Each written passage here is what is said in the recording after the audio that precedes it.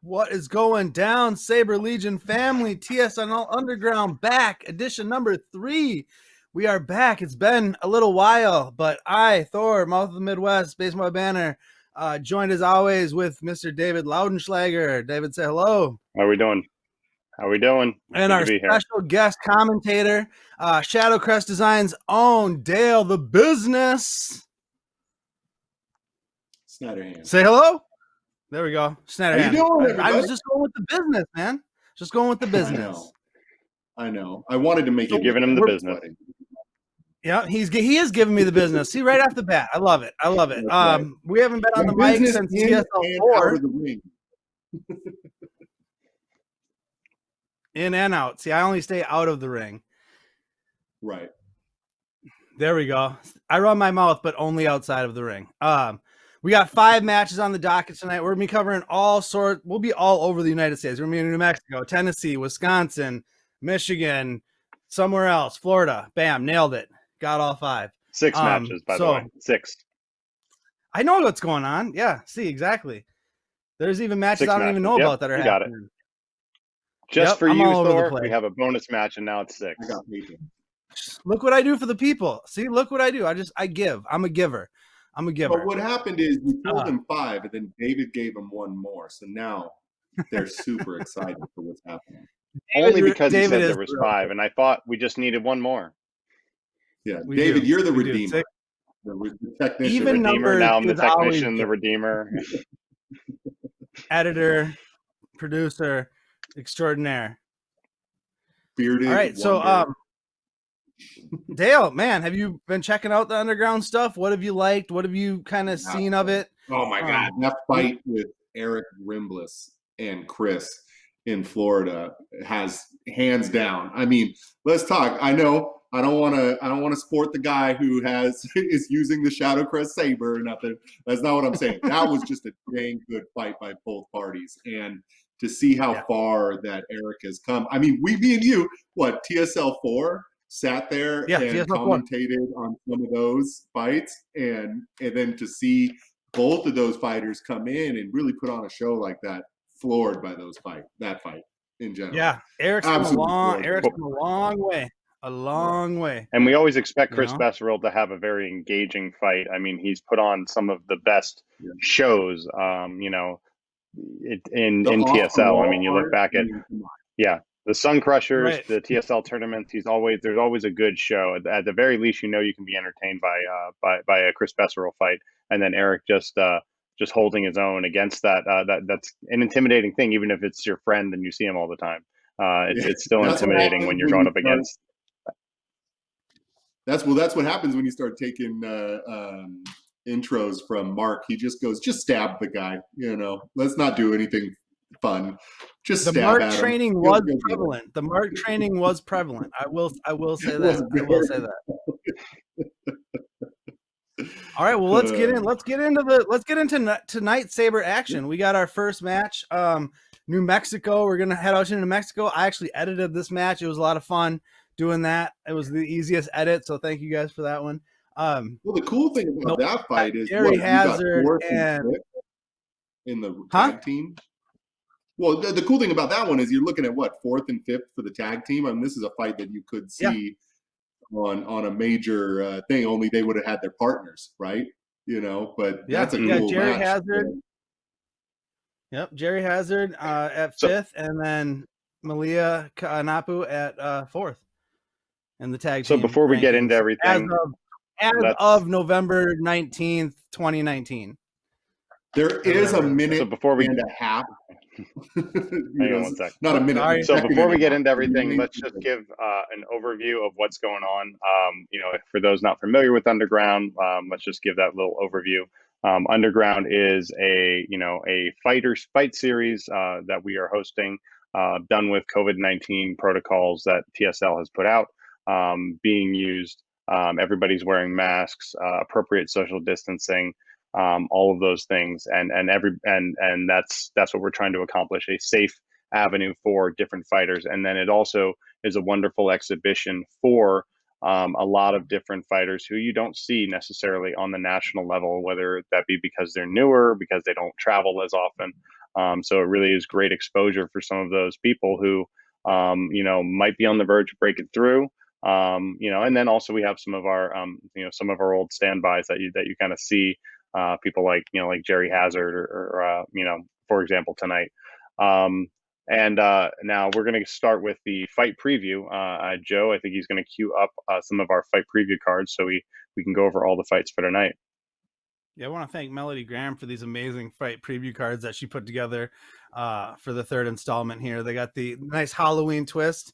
So we got Malia at 5 foot, reach of 51 inches. Say the last name, Thor. Say the last name. Kaanapu. I got it. There you go. I didn't skip it. Just wanted to make sure you. Just wanted to make sure you still got Saber it. An Ultra Saber prophecy. I almost messed that one up. Like Dale said, she is currently ranked 4th in the tag team division, 8th in the women's division. Those rankings are as of November 2019, but they are still our rankings. So, and then coming up against her, we got Mr. Jerry Hazard, standing at 5'8" with a 69-inch reach, 3 years of custom Saber combat training. He was the 50-plus division champion, current champion, only champion. That tournament's only been run once. Ranked 5th in the tag team, like Dale was saying, 11th in the standards as of the standings in 2019. So they know each other well. I mean, New Mexico isn't a huge charter, so they do get together quite frequently to spar. And a lot, like you said, a lot of these matches were taped well before a lot of the spikes were happening back in the middle of summer, end of summer time. So yeah, this one was fun. I'm jealous because this was shot out in the desert. I'm in Minnesota. We got 6 inches of snow this week. So I am, so when I was having to edit a desert, gorgeous looking outside match, it was hurtful for my heart. It is 105 outside right now. I am in the desert as well, in the middle of Lake Havasu, Arizona. All right. There's 105 outside. I'd take a little snow right now. Well, I got about 4 inches on my deck. You can have it. I'll take it. It's only 71 here, so it cooled off. We got out of that 90 degree days. All right, enough of the weather. And we have the no fighting. smoke. So.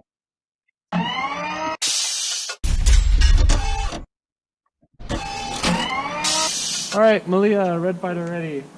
Jerry, blue fighter ready. Ready. Jerry's a blue fighter, Malia a red fighter. Look at this gorgeous backdrop. They only needed one angle because just look at the angle they had. Oh, blue. Hey, he comes on over the top. Fighters ready. Blue fighter. Blue gets that opening point. Yeah, blue got that right on the the upper arm right there. Oh, blue point. Fighters ready. The big thing Malia is going to have to overcome is the reach. There is a huge reach advantage. Jerry has a 69-inch reach. Malia only with the 51-inch reach.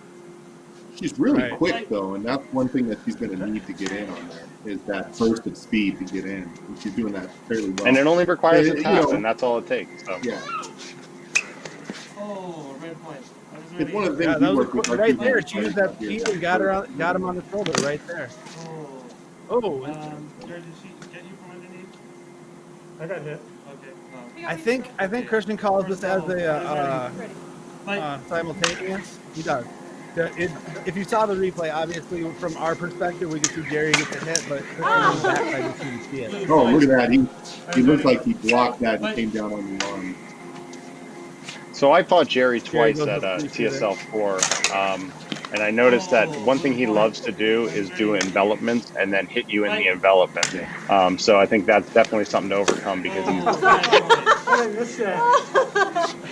Red gets that point 4-3. Now it's pretty tight here in this opening round. Back and forth.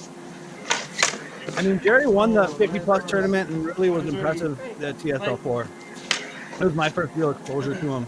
I've seen him, got to see him a few times since then. He was up here for the last Champion Series event I did, what, Awakening 3 or something like that? Was that last January? So That was the last one, 5-4 wasn't now, it? 55. Fight.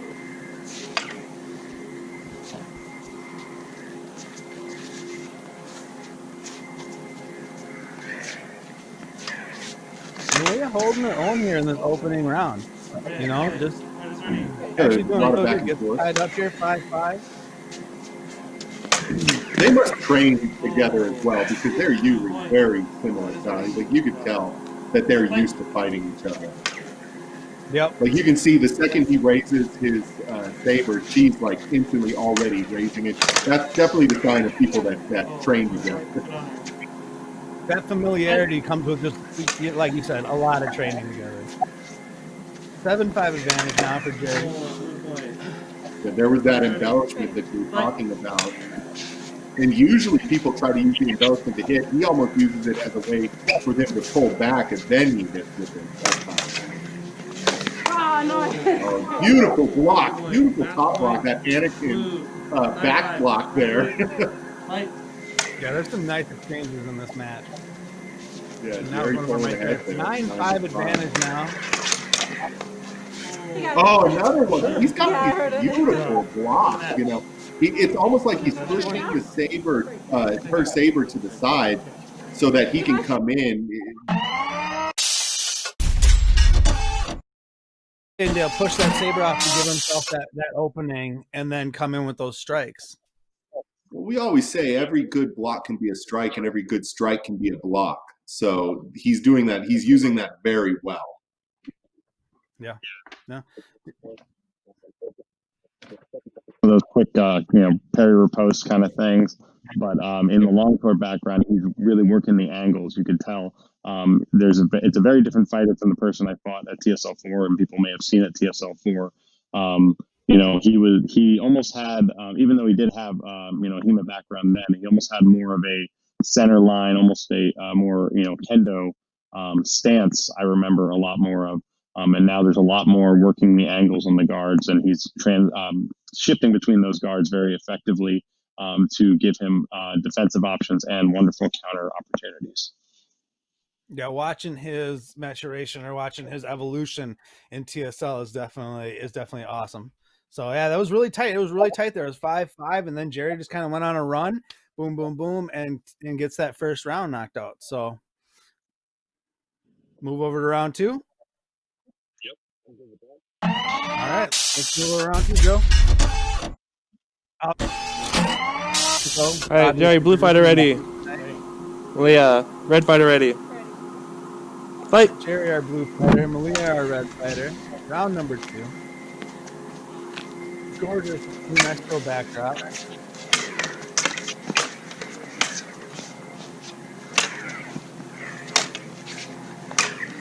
Nice exchange, just back and forth, block. Yeah. I never do spins, so. As you hear Jerry say, he never does spins, and you can see why he just gave up a point on it.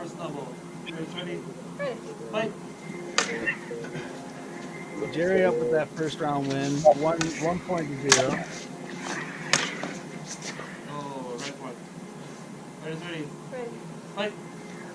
Malia up a quick 2 points in the second round. I don't know if I've lost. Dale, do I still got you? I think I might have lost Saber.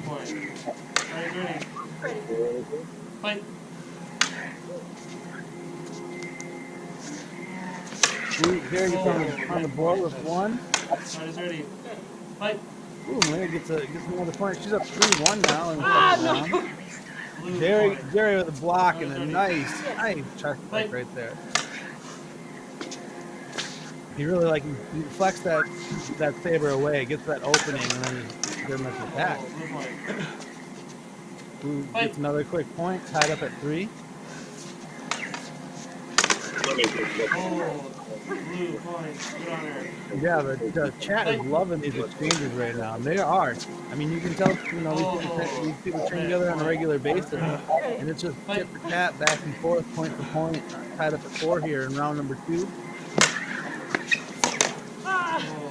Oof. Red on Good honor by Jerry. He got it on the got a little elbow shot. So switch sides. 5-4, switching sides. Riders ready. Fight.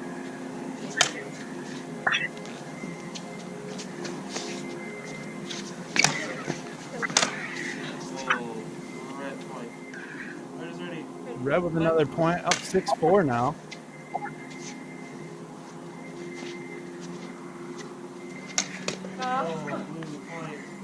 Blue point. Fight.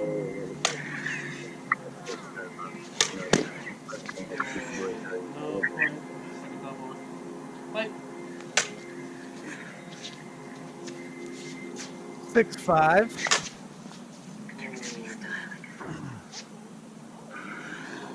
Fight. Nothing called there. Keeping at 6-5. Red gets another point, up 7-5. She needs this round to go into round 3. Third double, minus point each. But I know Jerry's not going down without a fight. But there's another simultaneous, so we deduct points after 3 simultaneous in a match. That's when we start deducting points after that third one. 6-4 advantage still. Okay. Good on her. Red point. Okay. We got a 7-4 round here.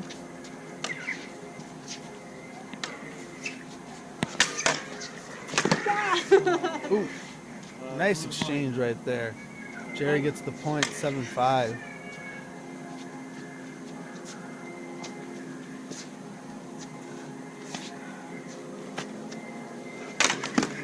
You got it. Blue point. Fight. Jerry with another point, 6-7 now. All right, can you guys hear me again? Fourth double. Sorry.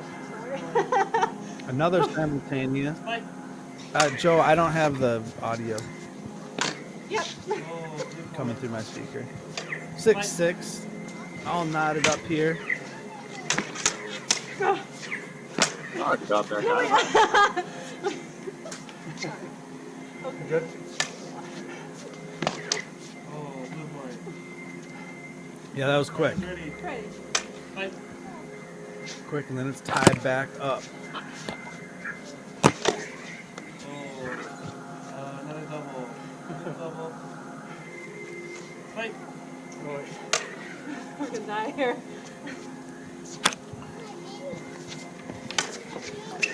Hamper. Blue point. Another simultaneous. Jerry gets another point. Now he's up. Now he's on top, 7-5. Riders ready. Ready. 8-5. Red point. There's only 5-minute Time rounds, in the round. or to 10 points, whichever one occurs first. What? Time. Okay. Time. Yeah. Blue match. And Jerry wins. Time expires. Jerry wins the second round.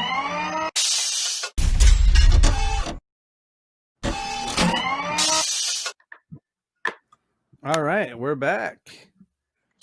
Yeah. Except me. Sorry about that. I ended up having a little bit of technical difficulties, which happens with a live show.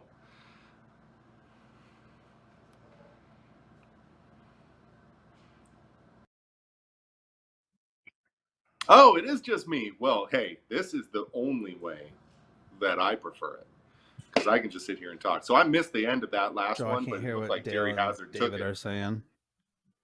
He looks like they're having a little bit of technical difficulties. But the are you able to hear? Is everybody hearing him? But it looked like Jerry Hazard came through with that one. He has this really cool way, and I can only speak to the first round, pushing off the blade and getting in using the as I believe David said, the flourishes to to get through. It looks like Thor is back. Yep, I'm back. But yeah, he was Sorry, using my those audio's amazing been here. flourishes. Yeah, He was some of using those amazing exchanges in that flourishes. second round were quality. Those were some quality exchanges. Malia had a great second round going there, and then Jerry just resiliency kept battling those points, came back, and then got that second one. I really thought we were going to 3 rounds there, and that was a good opening match. Nice back and forth action throughout that battle. Yeah, it looked really good. From what, like I said, from the first round and what I saw in the first round, it looked really well. I really wish I could have seen that second round. So I'll let you all speak on that. All right. So, David, what are we moving over to next? Looks like we're moving on to Michigan. Michigan. We are moving on to Michigan. We got Scott Shuttleworth. Let's bring up his fighter card here. 5'7", 68-inch reach.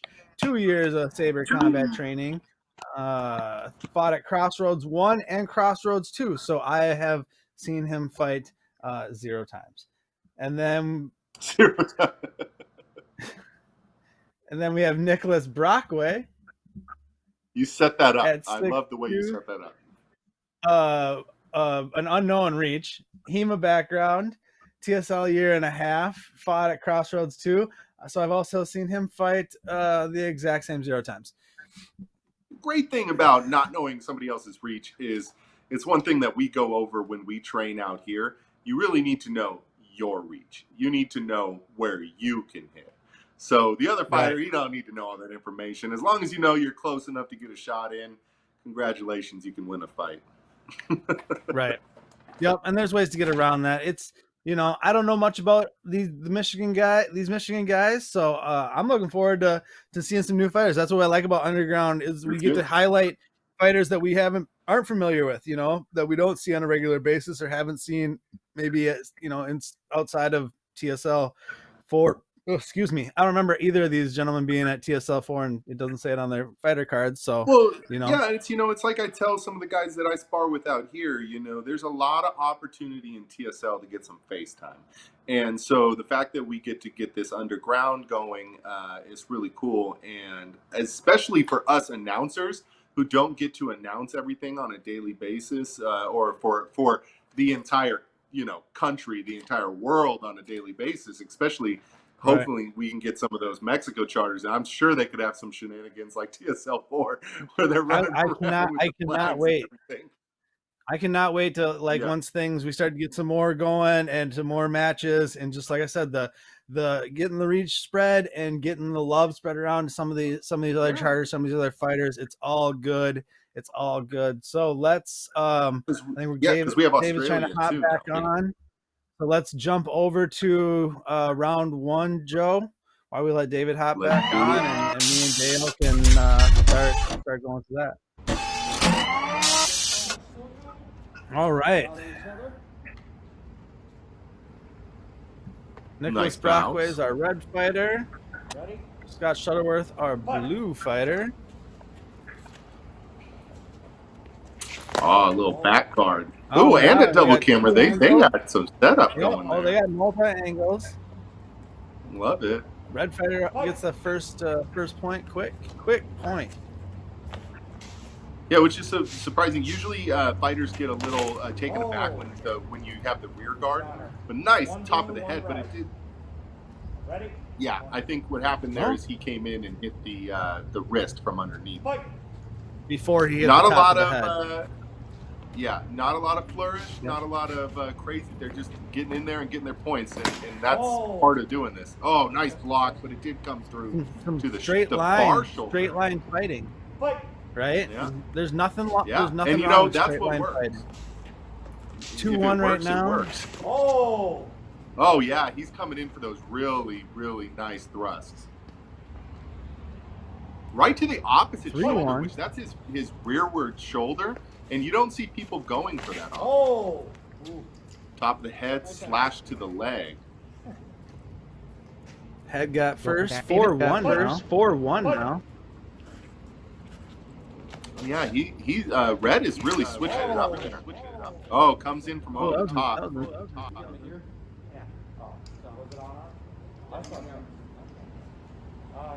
We're already at 5 points, so switch sides. Yeah, 5-1, so they're going to switch sides here. We're And moving it along also quickly gives in this people a opening chance- round.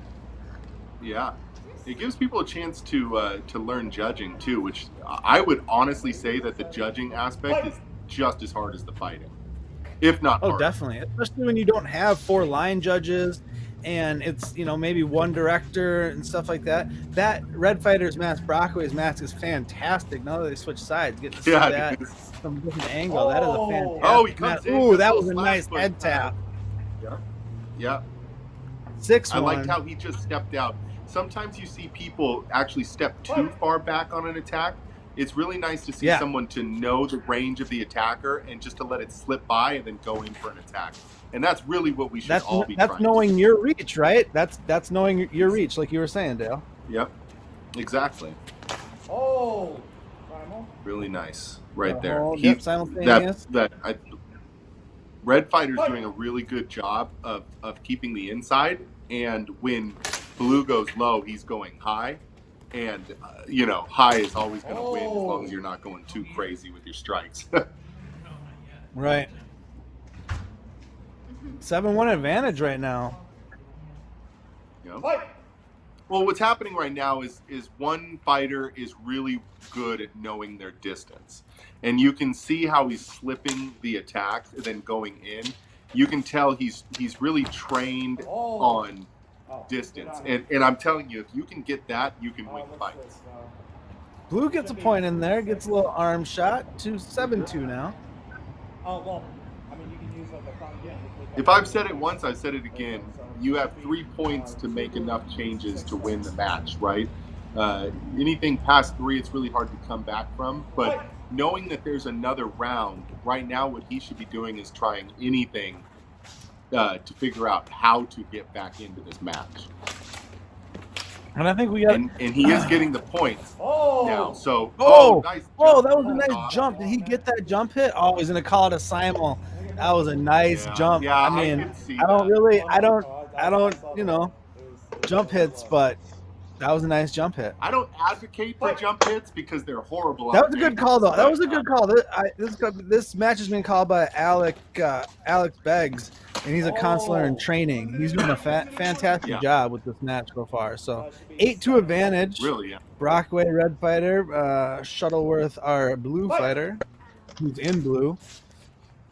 Fantastic armor set. And I think I'm back now. I think you guys can hear me. Not only the fighter. Yeah, David's back. Welcome back. Ooh, and look at that thrust. Sorry about that. 9-2. You've missed a really good We match. calling You missed a 9-2? jump, and I was saying I don't advocate for those jumps. They're horrible on the angle. Well, fortunately, No I point. did edit this one, so I did see the very nice jump on it. So It was a nice jump. It was a good call on the simultaneous, but it was a nice jump. That was another simul. Well, Losing point. 7-1.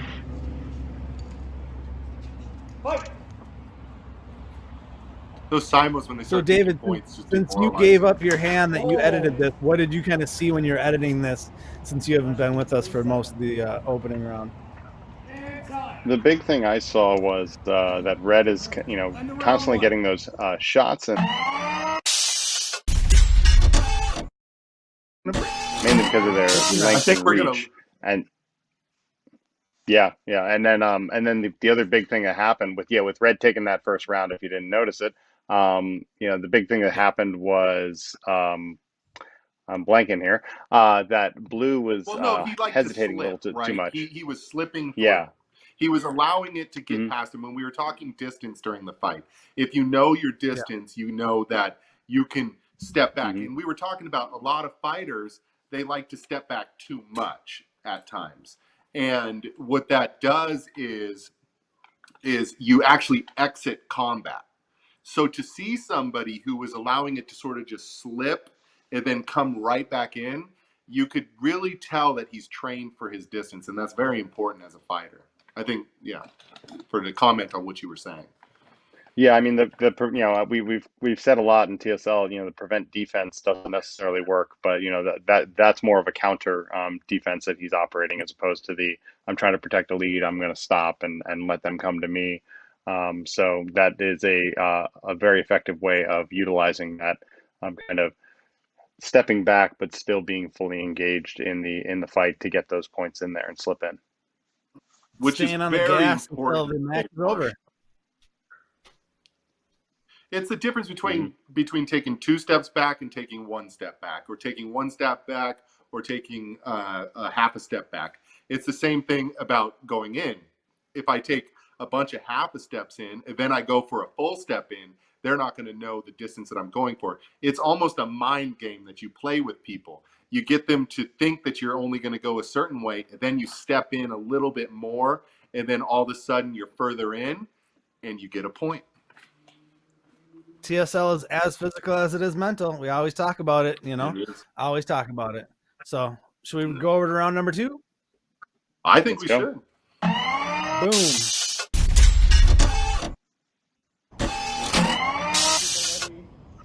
Scorekeeper ready. Ready. Fighters bow.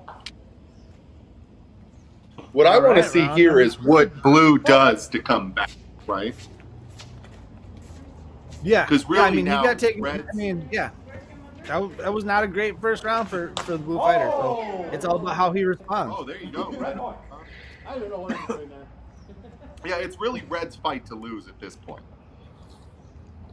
Fight! Definitely, he's got all the momentum coming off that first round. Oh! Oh, right over.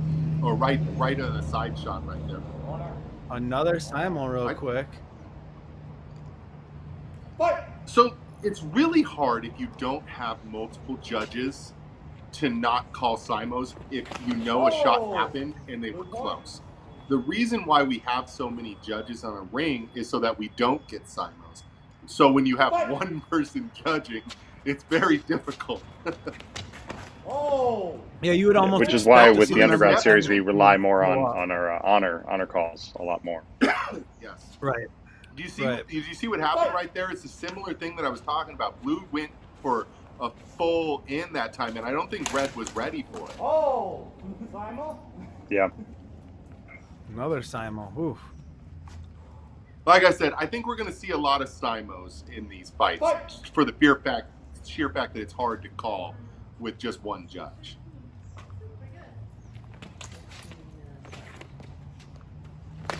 Oh, Blue's getting ready to step in. Red goes low. Blue comes over Another the top. I Simon. think Oh, it's Simo, really? Yeah. So the scorekeeper incorrectly says that there's 4. 4 is a point deduction, but it is on 3 that there's a point deduction. But this one actually is an honor call, so it gets worked out in the long run that wasn't the third simultaneous. Okay. So now tied up. Oh! Tied up. at Look, Red went for a thrust and then continued through the thrust. He kind of just left it out there, like, you want to run into me? Let's do this.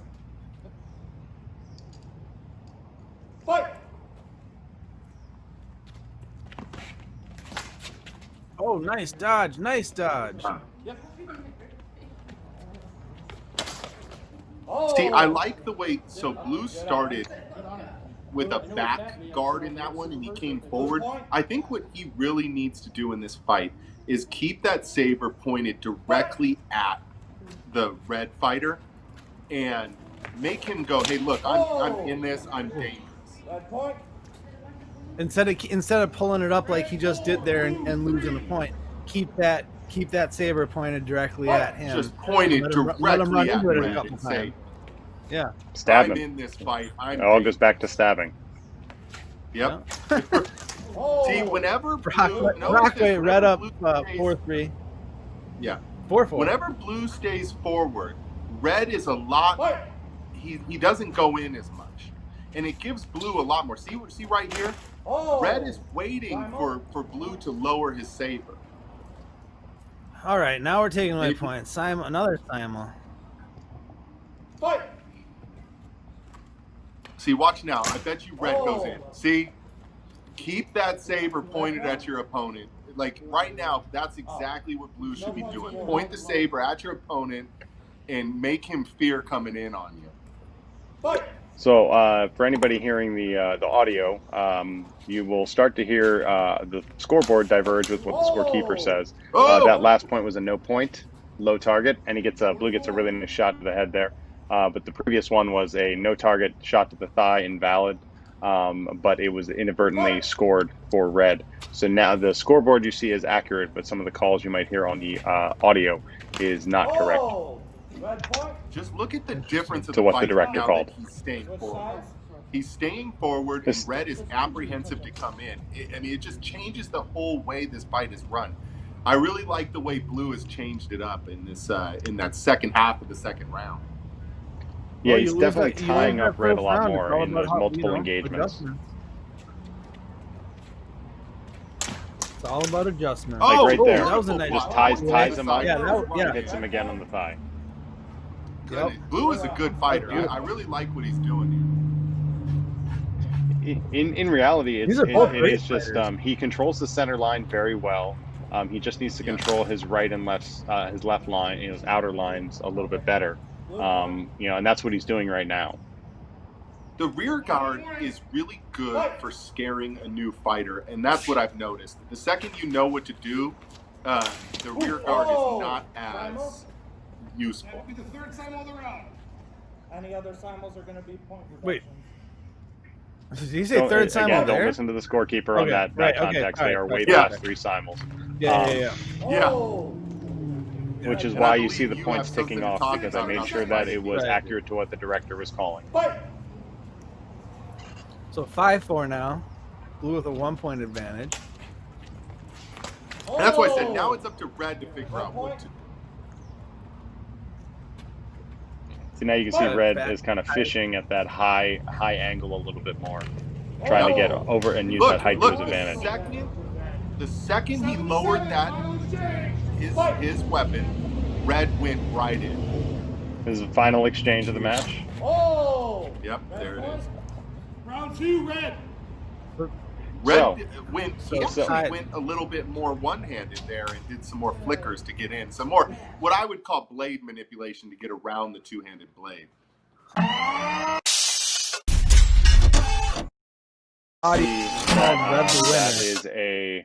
You saw the scoreboard read 6-6 because of that invalid target.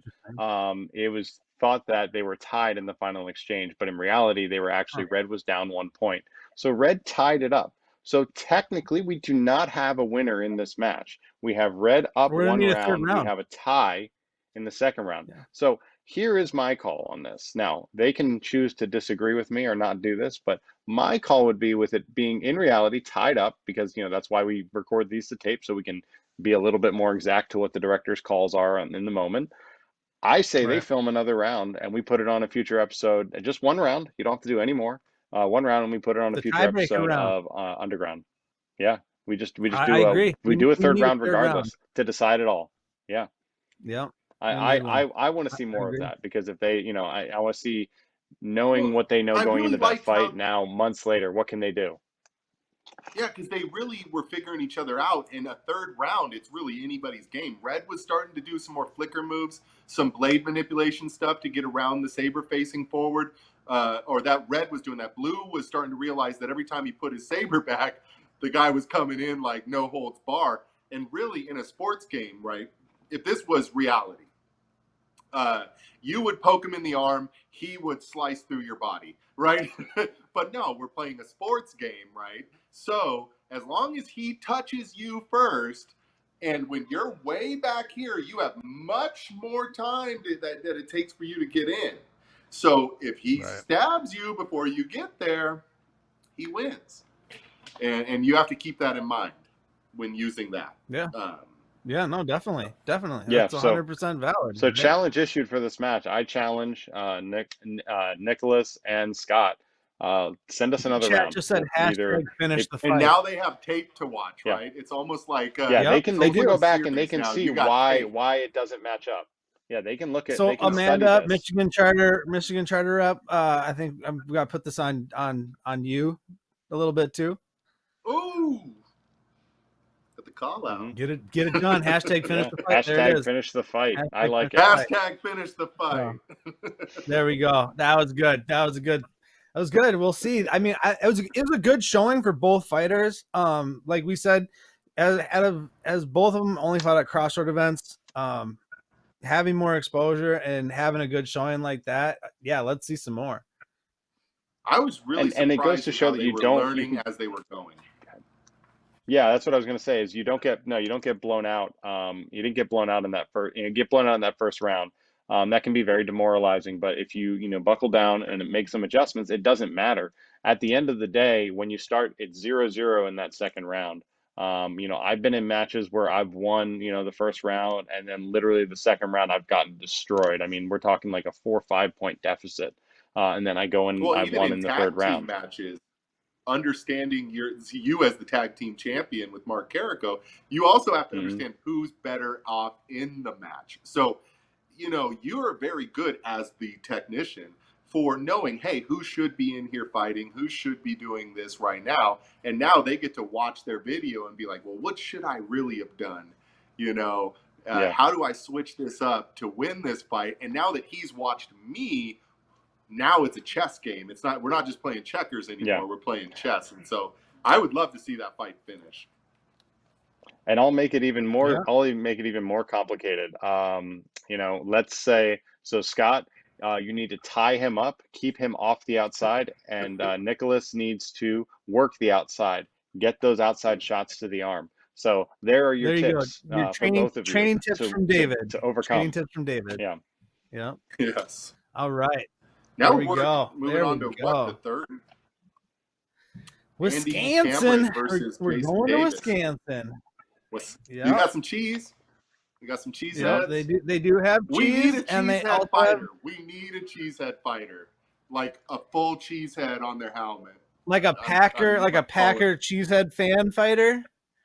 So then he can go up against Josh Wilcox, our Viking fighter. And then, we do need that, because then Josh Wilcox and our Viking fighter against whatever cheese we can come up with, a border battle. I love it. We're okay. Put that on the back burner.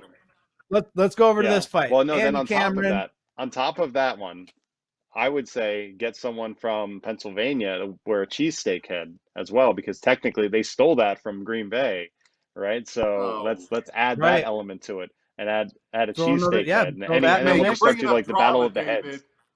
You're bringing up drama, David. Is that what we're doing here? It's just Seth's saying they have one of those. Perfect. I'm setting this fight up. He just called you all thieves. I'm totally called. Oh no, man, I'm saying Philadelphia stole. I'm from Philadelphia area, so they did steal it. Yeah. I mean, it's not like cheesesteaks didn't come first, probably. We do. Okay, we got the Packer Lorian. Jason Lang, the Packer Lorian. Oh my gosh, I'm learning things right now. Wow. So Jason Lang versus Josh Wilcoxon. Versus Josh Wilcoxon, the Viking god. Man, Joe's on top of it, man. You see that? Shout out to him. He's doing an amazing job as usual. All right, so let's pull up Andy Cameron's fight card. He is 5'10". He's got a 73-inch reach. One class at the YMCA and playing with sticks as a kid. Perfect. That's pretty much all the training you need. And then 7 months in TSL. This is his national debut tonight. With a height and of then 5 foot we 10 got inches, 215 pounds, 73-inch reach, trained, one class at the YMCA and played with sticks as a kid. We've got a brand new fighter. Love it. He's been in TSL for 7 months, and we've been down for 6. So yeah, he's a brand new fighter. Join and then we got shut it down. I'm pulling up Jason Davis. Let's throw it over to Jason the VORHEES Davis. 6 foot even, 298, 64-inch reach.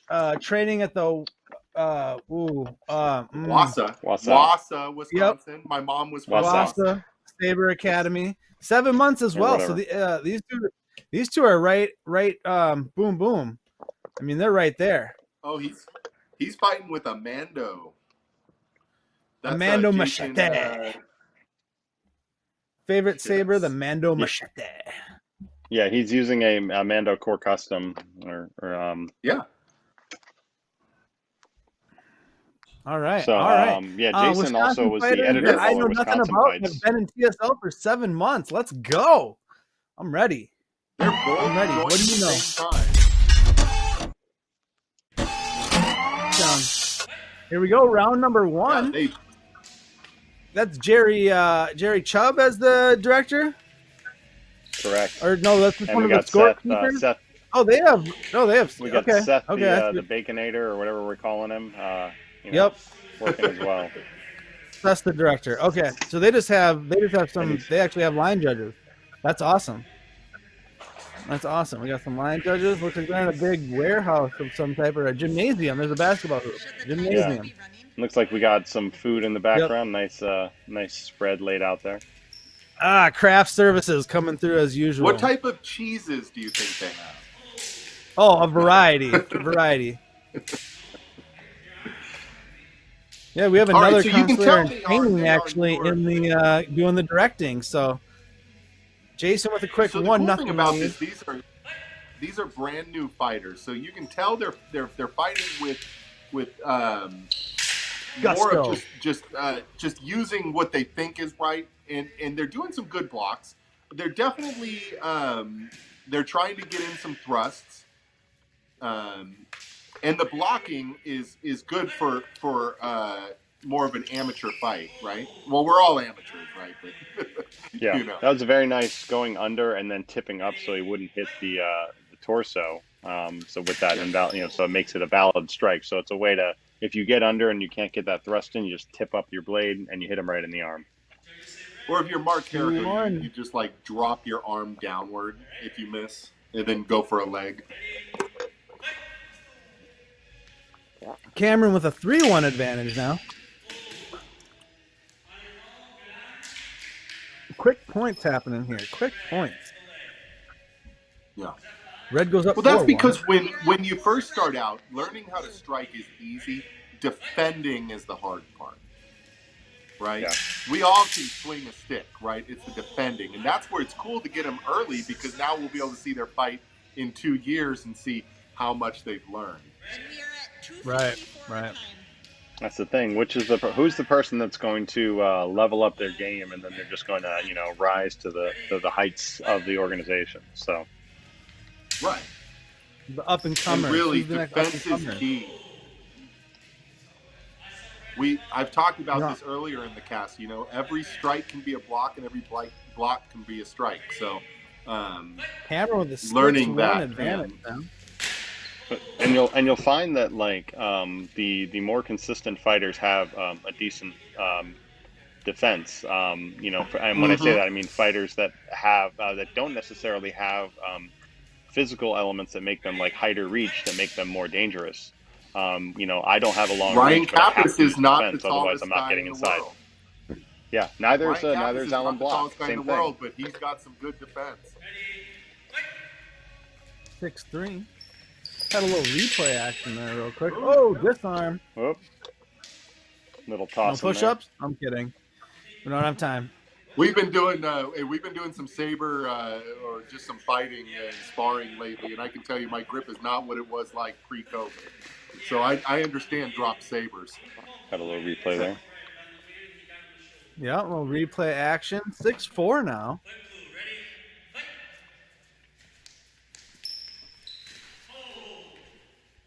Oh, he went for a real low this was there, edited by Jason Davis, so one of the fighters edited the fight, edited a couple fights for tonight. Yeah, this in our headline. Isn't it great how the community comes together for these events to make it happen? And only in TSL 7 months, and he's already editing, an event for the entire national organization. So right, it's a great element that we can bring into Underground, is we can use all of the talents all around. We're not limited to who's just in California or who's just in Minnesota or whatever. Yep. Right. That's the nice thing about this underground thing, is it just brings all of us from. It's we can all get together here, right? Like it gives us a meeting point. And we can thank a lot of the changes to somebody who's probably been helping out you guys as well, Jesse Gill, who really came in when he was still working from Nerdist and said we could do more with the showmanship side of things. Mm-hmm. And we're still pushing in that direction. That's the intention of this and some of our other and we had there are wonderful ideas on the horizon. I will just say stay tuned. And if it's anything as the jump that we saw at the last Dark Watch in the current Florida stuff, there was a lot of jumps lately. I'd love to see I will say yes. I will say even better. I will say that. Yeah. We are on the verge of as multiple areas of the organization, multiple locations, on the verge of leveling up even more in our production quality. But I don't want to take it off the match. So. Yep, my apologies. 8-7 was over. Cameron wins the round 8-7. Just not enough time to come back for Saber. Go ahead. Now we know nobody wants to talk now. Nobody wants to talk. Go ahead, Dale. Dale. Well, no, what I was saying is you saw them, I think it was blue. I'm sorry. On that one, I wasn't 100% sure who was blue and red. But the one in the more, the metallic armor, you could tell that there's some defense started to take shape. You're really getting to know the fighter. You need 3 or 4 points to be taken on you in any match in order to actually kind of figure out what you're doing anyways, especially with newer fighters. But to see the thrusting, a lot of times with newer fighters, especially when they say, hey, I took one class at YMCA and I hit sticks as a kid, they don't understand that the torque that comes into play when you're thrusting, if you're thrusting and you're torquing down, it's going to push your blade down, right? And so it's really all in the wrist to keep it on track so that you make sure you hit in the right position. And, that's things that they're going to learn, especially when they're thrusting to lower or non-point areas. That's mostly just because certain thing happened, in the way the wrist was. All right. But they were starting to get it. The points were coming. The defense was starting. They look good. I'd like to see what happens now in the second round. And these orange shoes are apparently a thing. So they've morphed into a whole thing on the chat. And you just saw the comment about them pop up on the screen. So orange shoes. This is great. I love it. New fighters and just watching the what am I thinking of here? The the beginnings of their fighting careers. Yeah, and sometimes it's harder to call newer fight, and that's why we were going over and just kind of like talking and allowing them to fight, because for newer fighters, they're going to do things that it's not normal to call, right? So we comment on it and we say how they're getting better, and we'll stick more with the fight here in the second round. But sometimes it's nice just to watch newer fighters fight. Yeah, I think back to TSL 3, right, where we had a lot of up and comers show up at TSL 3, and then they were like David was saying at TSL 4, a lot of the ones to watch, a lot of the guys to watch had shown up at TSL 3 and really made a name for themselves.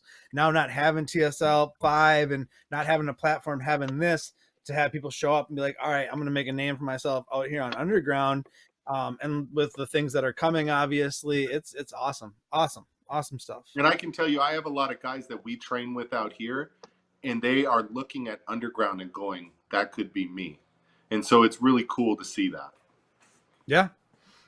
And with things getting going again, and, hopefully people being able to put some more fights together and get some more stuff taped and stuff, it should be good to, the future is bright. We'll get it. Thank you. Should we go over round number 2? I think we should.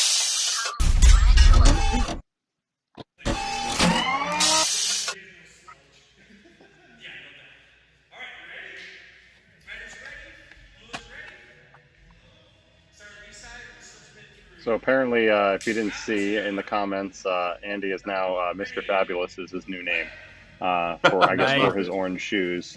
I guess love I'll it. put it as I don't know what, orange shoes. Saber wins for you. Oh, that was nice there. Did you see the back and forth and then the end? I love how they're already learning, right? So they both went in, they clacked in, and then the other one stayed in and went for the attack. It's all about stepping in. Yeah, I mean, in reality, in TSL, a lot of the hits are one hit and that's it. But if once you start to learn defense, you'll find many more of the fights go to that kind of second intention. So the second and third intention that you have is really what's going to get you that point. And if you focus on that, even if you get it on the first point, you're all the better for it. So, right, nice. He just rested in on his arm. He went right in, right into the arm. And Jason ties it up 2-2.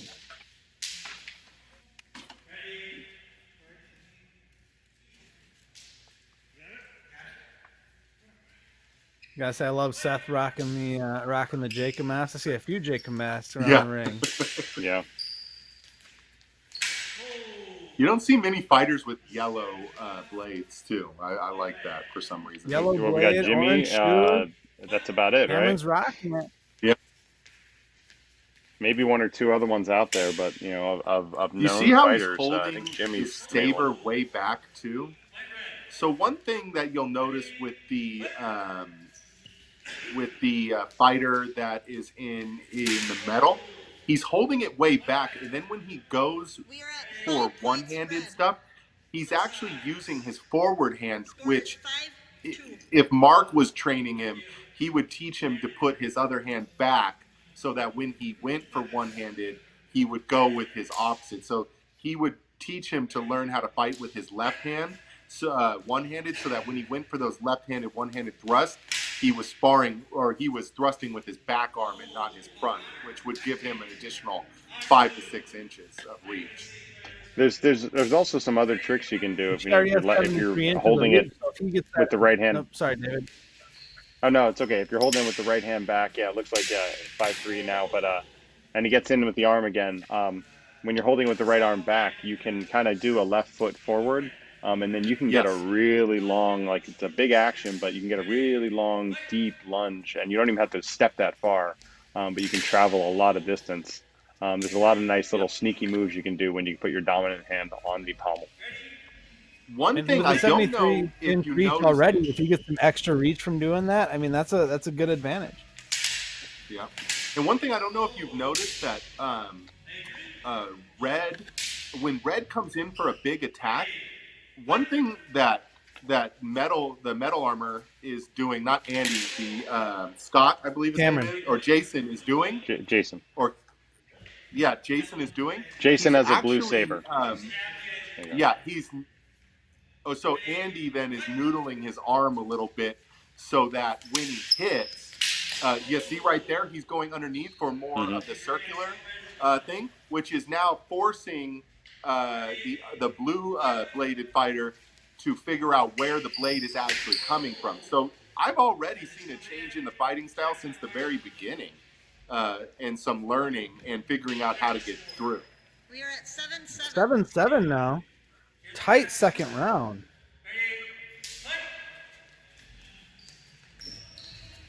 Blue fighter needs this round to stay alive. They're moving, they're getting around. There he is. Ooh, I think stepped Blue into it. In underneath. Yep. Stepped right into it. Blue fighter goes up 8. Oh, they're calling it for red, even though technically I would say that looks like blue on the angle, but oh, it's looks okay. like he came over the top, yellow blade over the top. Oh, but they called it for the blue blade. Well, when you have more judges, all right, we got match point you can make here. those calls If cleaner. Andy Cameron gets this point, Yeah, he gets the match. Oh, that was a quick. Oh, blue stays alive. 3 seconds left. Not enough time. 2, 1.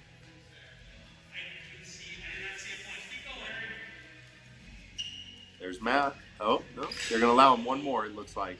Oh, there looks you like go. Simo to me, too. 9. The final point. 8. 7. 6. 5. 4. 3. I'll hear the countdown. 1. We are So it is 9-9. give Okay, one so here we go. Match Final point. point. Final contact. Sudden We death. got a match, people. We got a match. I love this. Here we go. Blue gets it. We move on to round 3. Red gets it. It's over. Who learned enough? Who learned Red enough? got it. It's Who learned over. what they needed?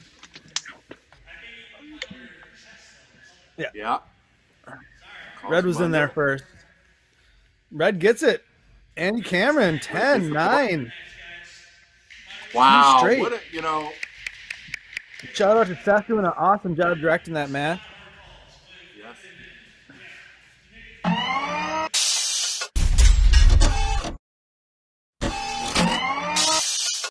Wow, watching them get better throughout that fight, it was a pleasure. It was really, that was a great match.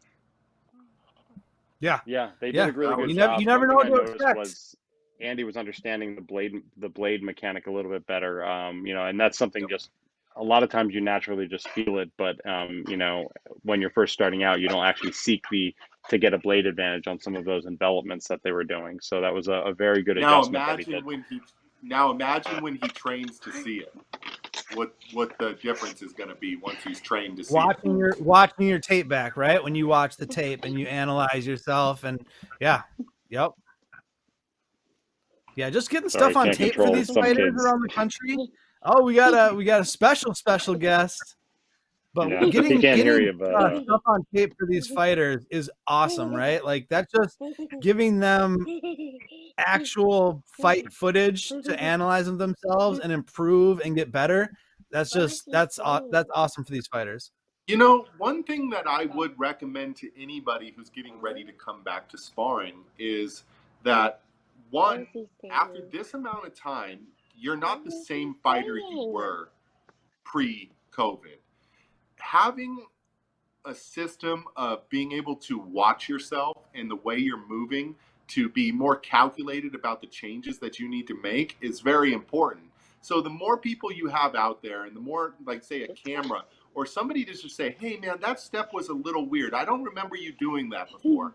Is that how you used to step in?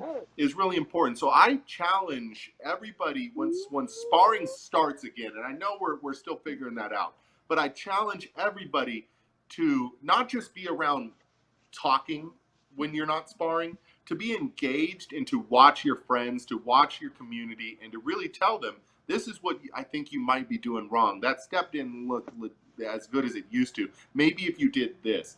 And we can all start to really progress back into where we were before COVID. So. All right, time for you to go. Amazing. Sorry. Amazing. Live. You never know what's going to happen live. You never know what's going to happen you live. never know what's going to happen. The chat is loving that match. I'll just let The him chat call was on around for a fire minute, on that but, match. Those fighters were on fire. That was a good. We didn't know what to expect. We got it. We got a gem. We got a gem out of Wisconsin on that one. That was a good fight. That was exciting. Yeah. All right. The one thing I would add is that just in a shameless plug, Go for it. you're talking, Dale, about people resetting their expectations and going from there. Is that I've been talking about that on my show. I'm a shameless plug for my Corn TV show that's on Fridays. You The mean last couple of repost and weeks about repause it? returning, repost and repost. Which basically is an overview. And I've been talking a lot about returning to fighting because I've been going back to my classes in the last few month or so. And there's a lot of things that I've been focusing on with that. So I'm going to make sure one thing he that I finds had dinner. to realize is that when I came back, my grip was messed up. Like I couldn't get the same grip as I used to. And I was pushing myself too hard. I swear to you guys, funny story about Dale here. The first night I went back to doing some sparring, I came home, laid down, woke up at 3 a.m. to the worst freaking leg cramp I've ever had in my entire life. This thing, it just kept going. There was a fist size just clump in my leg, and I was like trying to massage it out. It was like 10 minutes long. It was the worst thing ever. And I go, why do I spar? Oh, you start getting why back do I after do it. This? Why I had put the same myself thing. through this? Yeah, I you know literally why? yesterday. Yeah, literally yesterday, after like doing some free play in Rapier, I the inside of my left thigh cramped up to the point, where it causes knee pain. And it was just the inside muscle, and I would stretch it out. It wasn't working. I rolled it. Like, it slowly went away, but it was there, like, to the point where I was limping. I literally grabbed one of the canes I use for self-defense, and I'm like just walking on the cane, because I'm just like, I can't, it hurts too much, like, and I don't, Into the next yeah, day. Into the old. next day, Getting man. old. I was walking around like an old man into the next day. Yeah. We're getting too old Yeah, for this I hear game. ya. We just got to start, being sideline judges. Trainers. You go from fighter, right, to coach. Isn't that how it goes? The progression I'm of a hoping fighter, to right? spar until I'm 90 years old. I'm hoping that Well, yeah, I can spar, fight. but I mean competitive, like competitiveness. Yeah. You go, Well, fighter. I don't know if you know this, but then next time we do a TSL National, I'm coming in. I'm going to the tournament. I won't. I'm ready. I've been training to fight. You heard it here first. Yeah. All right. Are we ready to go over to Tennessee? We are. All right. So we got a match coming out of Tennessee. What we got first? Danielle E. McNail. I'm so bad with these. So that's probably Daniel. 5'9", 170, 57-inch reach. Tai Chi training, so he's got his balance. 3 years in TSL. Favorite Saber, the custom crosspoint. Crosspoint makes some nice sabers. National debut to a series event. Well, awesome. Man, we got a lot of debuts tonight. And then jumping over to his opponent. That's why these are so awesome. G. Rodriguez Ray. 6 feet, 230, 74-inch reach, long reach, landscaping as his training. Yeah, that is good training. And then 4 months in TSL, so brand spanking new. National debut on both sides. He could have sparred yet. Like, it's this is like flip of the coin. it. Underground's the Wild West. It's pew pew pew. You never know. It's it's the Wild West over here. We got lots of variety. We got new fighters. We got old fighters. We got everything. That reach. That's predicted now. There's going to be someone who's going to debut in Underground. They're going to debut in Underground, and then a couple years later, they're going to be the champion. Let's just predict it now. There's somebody among this crowd that's going to get to that level. That reach difference is insane on this fight. There is quite a reach difference in this. All right, let's jump over round one. Let's go.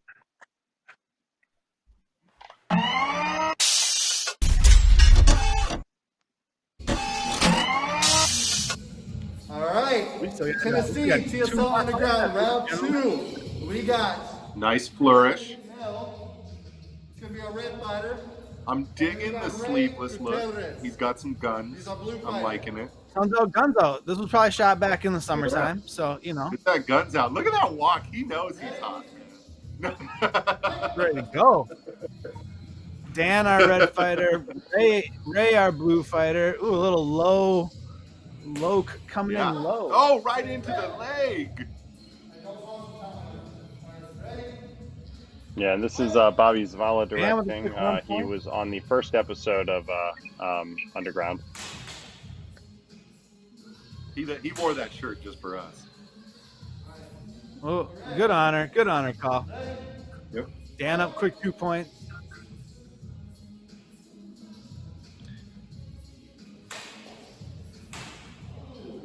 Oh, right. Was that a net? Oh. That looked like it was net. He's on the board.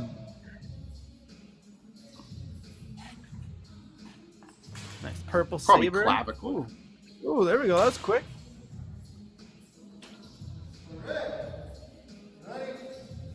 Brad gets another point. 3-1. What are we seeing early on in this match, guys? They're feeling each other out right now, for sure.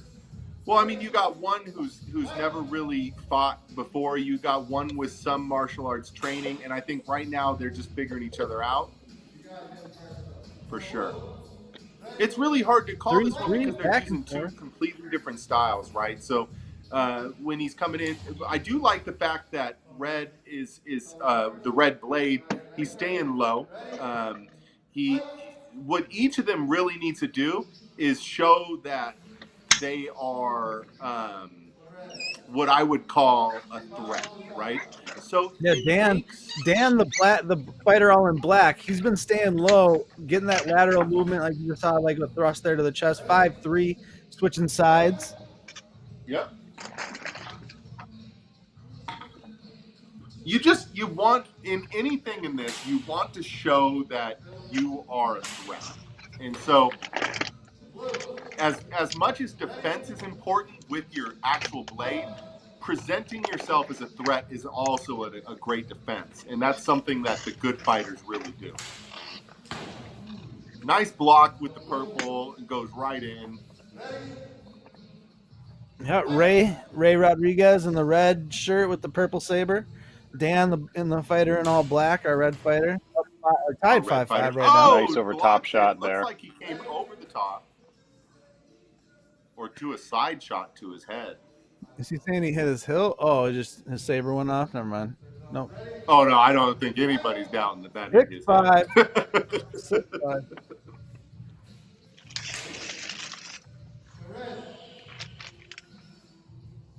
Red ties it back up 6-6. This first round is moving pretty quick. You notice that with a lot of the newer fighters that the rounds do move a little bit quicker once they start engaging, right? Because points are just gonna happen when they go right in. The more advanced fighters, there's gonna be some defenses, there's gonna be some checking each other out. With these fighters, we're seeing it right in the raw start, and that's why the rounds go a little bit quicker. 7-7 here. Tight first round. I like how he's gauging him right there. He's gauging him, goes right in. So what he did there... Dan's very into provoking that first action. Yeah, he provokes that first action so he can find the opening. With his timing by slapping his blade. And by slapping his blade like that, it throws the intention off.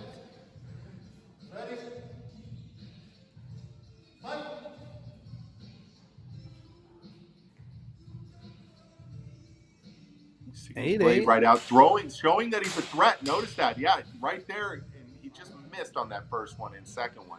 But I like how he's starting to present himself as a threat. So Red is doing a really good job of saying, if you're gonna come in, I'm gonna poke you.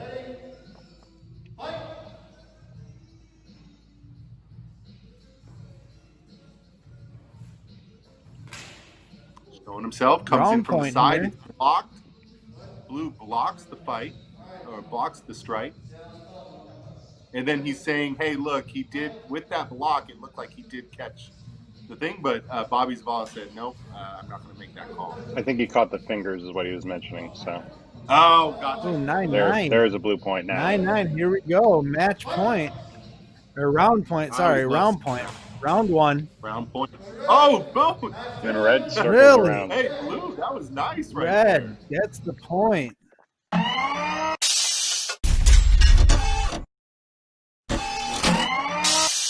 Did you notice what Blue did at the very end, though? Blue in the very end was presenting himself as a threat, pushing the blade out. What he needed to do is, there's certain portions of the blade that do certain things, right? So the very tip, that's where you're gonna be slapping at him. The middle, I call that more your push, and then you got your defense at the very, very back end, more towards the hilt. And so what he was doing there is if he would have stepped in and used the push to push him out while doing that, he would have been able to step in and get that strike. It's just about where you use your blade, right? Like, I know enough to be dangerous about it. Blue really needs to push on the outside and take the angles a little bit more. Red is very comfortable in that kind of center line. Yes. And then if he can work like just that overhead angle, because he clearly has that reach in there that he can overcome and just take that side angle. I think that'll be the keys to victory, in the upcoming match. trying to get that And second Daniel, round. who He is our never red could fighter, go he does third. have the Tai Chi, right? Yeah, Mhm. yep. He's got that center. And Yep. you can Dan's tell. controlling You the can tell tempo. that he's a little bit Yeah. more comfortable with it. Yeah, Just a He's little He's a bit. little, he looked, Blue, yeah, he does look comfortable for sure. That was back and forth though. That was a tight first round. It could have really gone either way.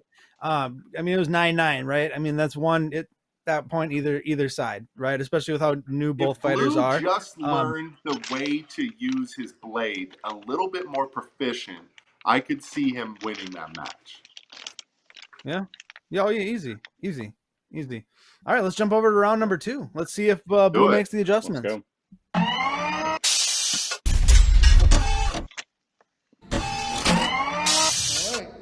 One of the commentary doing carpentry. I don't know what that comment means. Round 2. Here we go. Dan, Round number 2. blue fighter or red fighter? I'm sorry. I was Bobby, the- working on my the table saw swagger in my room, ninja. in my bedroom. Oh, that's you. Okay. I didn't know what they were talking about. We don't question David. He's a technician, all right? Yeah, I have to be randomly cutting random strips of Ooh, nice. strips of lumber. Yeah, right there. Yeah. I think that's Blue, right? He did a little fakie, came out from underneath, wrapped around the blade, and poked in. That was a nice little. And that's what I thrust meant about right there. taking the angle. You know, Yep. getting him to go to the center and angles taking are- a slight side angle over top. See, I think me and you are talking the same thing. I call blade manipulation, you call it angles. But the ability to get your blade around the other person's blade is another thing that's very important in fighting with swords, right? Dan's out to a 2-0 lead. Oh, yeah, look, right there. Did a little pokey block and then went right in. Now Blue gets on the board. Just wait until both of these guys realize that after a nice thrust, you can literally use that thrust as a block to get the guy around. That type of stuff is going to change their game so much. Where you can use the thrust since you're already there to then angle out the other person's blade and then continue with a strike. You know, these are all things that I can't wait to see these guys learn.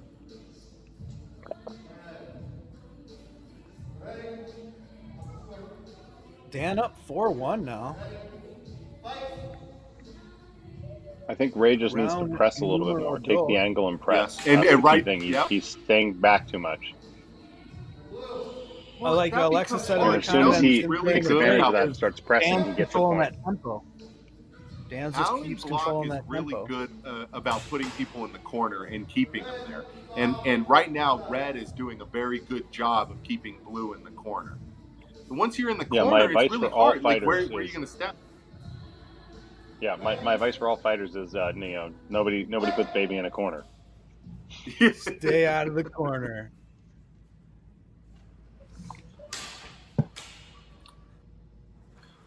I don't always advocate for being the most aggressive fighter, but I do advocate for getting that person in a place where they can't move as much. And if that means getting them in the corner, then that's very important. But not pushing them so hard where they step out every time, because then you just waste your momentum. 6-2 advantage now. Dan firmly on top with a 4-point lead. Yeah, it looks like he came and struck the stomach. Red did that. Well, at this point, Red has got a bead on Blue, right? Now it's Blue's time to just step into the ring and potentially throw a block and go for the strike after the block.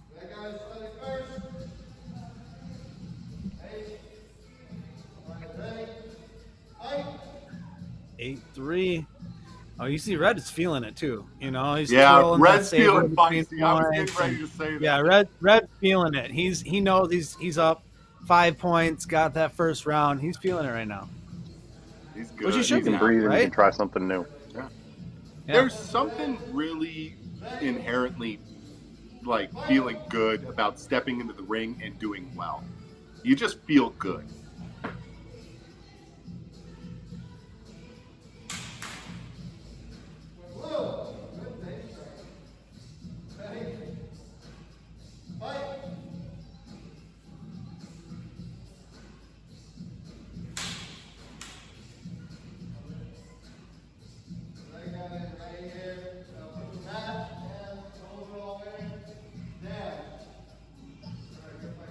There you go. Yeah, it Dan looks like wins Red it took the match. 10-4.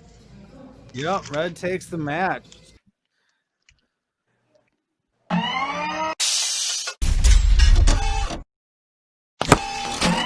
The first round was close. The second round, less so. But Mm-hmm. it was good. It was a good match. Good match. Yeah, I actually lost connection there for a second in the very end of that round. So how did it end? Yeah, Give me the play-by-play. it froze for a Just little bit. I didn't see it Red either. took another thing. It froze up for me too. I think we had a broadcast delay. So, but Dan took the round with basically getting another point. I think it was just the one thing you have to understand is if you do lose the first round and it's close, you do need to make an adjustment. Don't think that just because it's close you don't make an adjustment. Dan made an Right. adjustment at winning the round, and it seems like Ray only made some subtle adjustments, but didn't make any major adjustments in between the round to try to see what was going to work against him. And that's part of being 4 months he in. kind of sat back and didn't control the match the way he needed to. He needed to kind of take control of that second round, I think, a little bit, where he kind of let Dan continue to come at him, and it inevitably was his downfall. Yeah. Well, the second you step back, right? The second you stop feeling yourself or not feeling like you're making an adjustment, it's really difficult to come back from that. I've noticed in a lot of fights when you get to that 3-point deficit, it can get demoralizing. And what I would tell any fighter is that what you're doing at that point is not working. So you have to take a look at what they're doing, and so it's not always about what you're doing. You could be doing what you do the very best, but what they're doing counters what you're doing better. So it's not always about taking an internal look at yourself. Sometimes it's about taking an external look at what the person is doing in front of you and then countering that. And it's about looking at what are they maneuvering? How are they? Something as someone who in TSL 4 I ended up with a 4-point deficit and ended up winning. That's kind of what I did. Is I took a step back. I noticed that my opponent had changed. They actually started shifting what they were doing. I think they were trying to do the protect the lead kind of strategy. And as soon as they did that, I was able to, just lock right in and know exactly what I needed to do to get the victory. So it's not easy. It takes time, but it's as small sometimes as a roll of a wrist, so that now when you're coming down, you're hitting fingers instead of hitting top. Sometimes all it is a roll of a wrist, and now you can't score a point. And so that's why it's so important just to see what the other person is doing, because you could be scoring points one way and all they got to do is roll that wrist and you can't score the way you were before. Well, now they got tape and this, us analyzing and stuff like that to watch. So, that's great. That I can't wait to see how another set of fighters that we can watch improve and see how they go forward in their TSL journey. But moving on, so amazing to see. Sorry. No, go ahead, Dale. Go ahead. No, I was saying it's amazing to see that even with everything that's gone on this year, we have new fighters that are willing to come out. And really, I mean, we should applaud everyone who's fighting tonight, because it takes a lot to get on a national stage with even, so many people watching and do it in front of people. I mean, it's not an easy thing to do. So I applaud everyone who's jumping on and doing this tonight. Putting yourself out there. Heck yeah. Yes. You go do a fight and then, you get judged by the judges and the director, and then you come here and you get judged more. So. Right. Yeah, it's sometimes if you see us saying, and the commentators. Yeah. Yeah. And if the commentators are being hard on you, it's only because we're just announcing what we see, and we're all fighters, except for Thor. But Thor's done enough announcing to know what's going on and stuff like that. Mm-hmm. But a lot of us as announcers, we spar sometimes 3 times a week. So we're looking for certain things, and we're just making that point. Right. Hopefully Steel not sharpens accurate. steel, right? Every bit of information that is shared through the different, shows like your show, David, and Mark's show and all the different shows. And then through all of the stuff that we say, I mean, that's how we all make each other better and support each other in this community, whether we're just starting out or whether we've been here, 5 whatever years. It's, And that's what's the great thing about TSL. I would tell everybody to reach out to the people who are doing these shows, because the great thing about David is David loves to talk, and so does Mark. Those guys will talk and talk and talk your ear off when it comes to doing this. Jump You in will learn those so comment much. sections during their shows, So right? does- and yeah. ask questions and stuff. Yep. Ask questions. Yeah. Ask questions. Yeah, I can go an hour and a Yeah. half on something, just talking about, give me a basic topic, and I'll just keep going and keep going and keep going and keep going. Oh, and here's one All more right, thing. let me Let segue me right grab into this that quick. next Yeah, let fight. me We're grab going my down to journal. Here's my Florida. journal. Let's talk about my journal for an hour. Sorry. All right, so we're going down to Florida for our next fight. Yep, there we go. Thank you, Joe. Kat Rosemond, Lady Nemesis, 6 feet, reach of 74, 2.5 years custom Saber combat training. Favorite Saber, Ultra Saber, Aeon V2 named. I can't pronounce Diana. that today.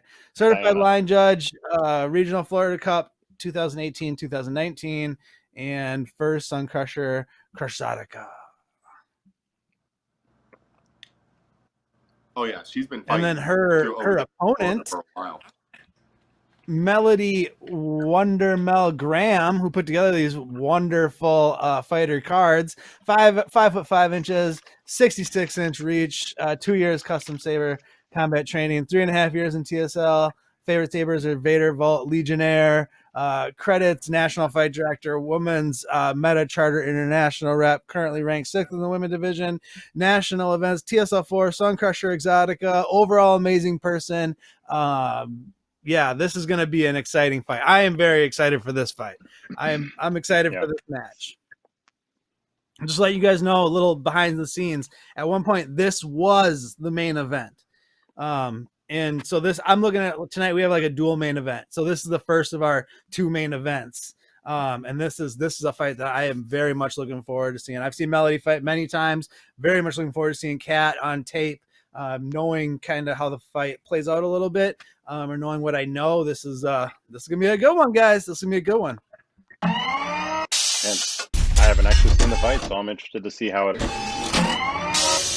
Well, I just saw the run card and stuff. You know what I mean? So I kind of know. You know enough, right? Yeah. Melodie, our blue fighter with the Wonder Woman mask. Kat, our red fighter with the V for Vendetta mask.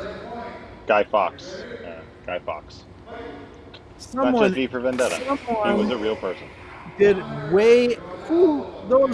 those graphics, that Wonder Woman pumpkin, fantastic. Whoever did that, wow, fantastic.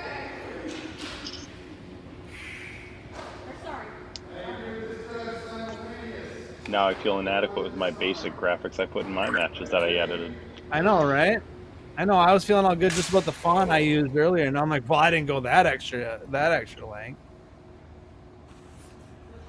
Tied up at 1.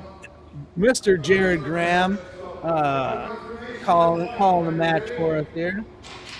You also know that he's using he bounces as a rapier judge as just his much as when he directing fights. saber. He's just a bouncy guy. I mean, he can't help it. Well, they are at a parkour gym, so they're on a spring like a springy mat or whatever you would use. I don't know what the parkour. But, yeah. Miss I've Melodie never actually been there. I've only been to Sun Crusher in Orlando, so I haven't been to the Miami location on that one. Wow. Nice one. Nice. I have a feeling that's not the last really nice exchange we're going to see in this match.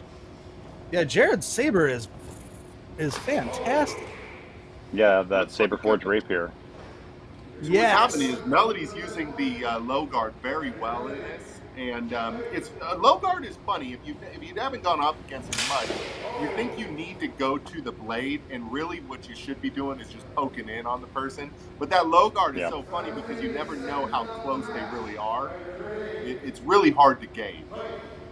Well, it's difficult because if you're doing it, you have to cut from the low guard. You cannot thrust because there's a whole, no-go zone for thrust, but from the bottom of your chest to the, all the way down to your knees. So you can't thrust at any of those areas. So you got to be careful that you actually are cutting in, and that makes it a little bit more difficult.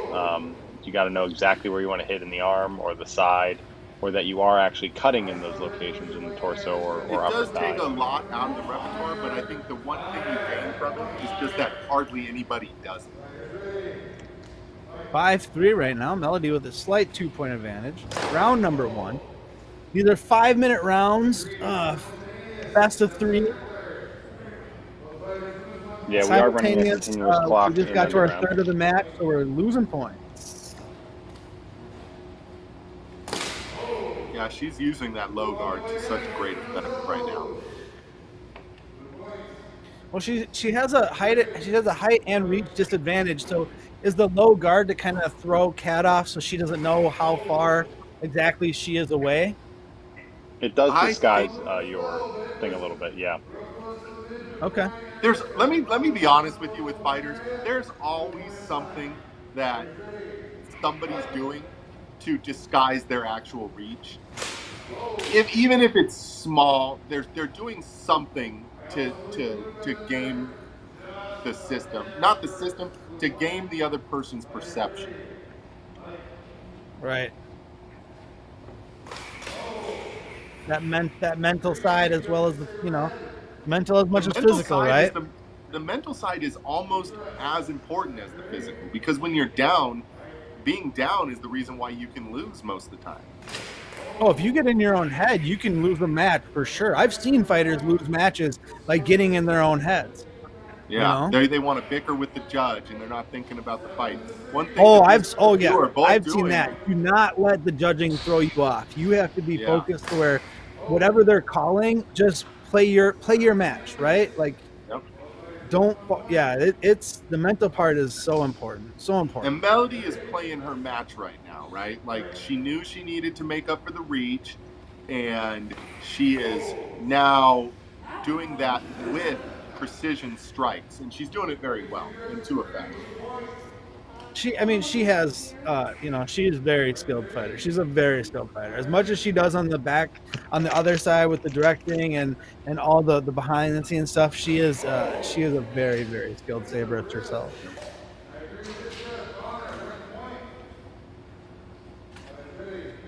Kat not going down without a battle. 7-3.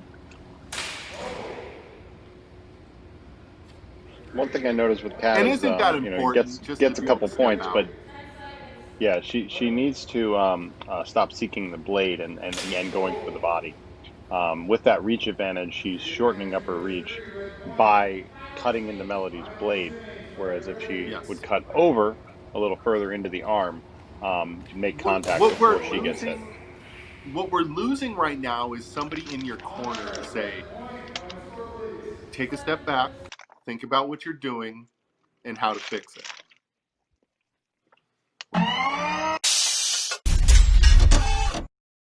There, 7-6. Kat was coming back. Kat was making the comeback. Time runs out on people, right? You only have so much time before you can't, have more time. I may have gotten cut off, but I think we forget how important having a corner person is, and having somebody to say, this is what they're doing. This is what you can do to make it better. I count on having Mark Carrico in my corner on almost every single fight I have, because I can be a little bit more of a fiery fighter, as David, who's called my fights before, knows. And sometimes it takes somebody, and the funny thing is, David is this guy for Mark to say, hey, I've seen that. Yep. Relax, get the point. You know what you need to do. You're stepping in. Stop stepping in. Do this better. That's one of the twists. That's one of the twists of COVID and Underground, right? Is that you don't get a corner person. It's skeleton crews in these locations, right? Person. It's stripped down. I think if I film Underground, I'm gonna stream myself, and Mark's gonna just like call in, and I'm gonna put a ear set in, just so he's like, you got to do this, you got to do that. That's why you two right, because 6 feet away yelling wouldn't work, right? So good. Give it away. Yeah. Mm-hmm. Well, the reason why you guys have 15 chances, their corner. the corner help that you give each other is amazing. Yeah, I mean that's But that. I this, mean, yeah, with tag team, it's a very different. It's a very different way of operating. At a certain point, I'm both a fighter and a coach. At that point, that's So kind of that but how we round, work. talking going about back to this Kat fight. and Melody's fight. That round Yeah, was no. that Yeah. round I was was going to say tight. that bringing No, it that's back what to that's this what. fight. But that's what I'm getting at. You gotta be your own coach a little bit more in this. You don't Yes. have the ability of either having that second or in a tag having that partner who can be your coach. You have And that was to my be able to recognize explanation it in yourself. bringing that up.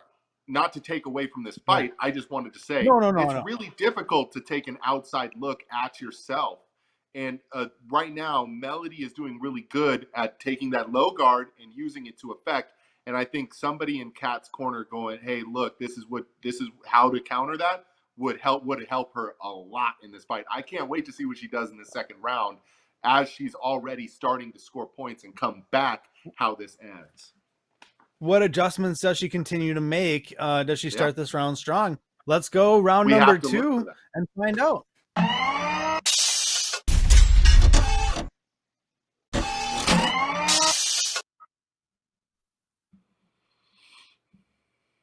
Right, here we go. That's a great underground image there.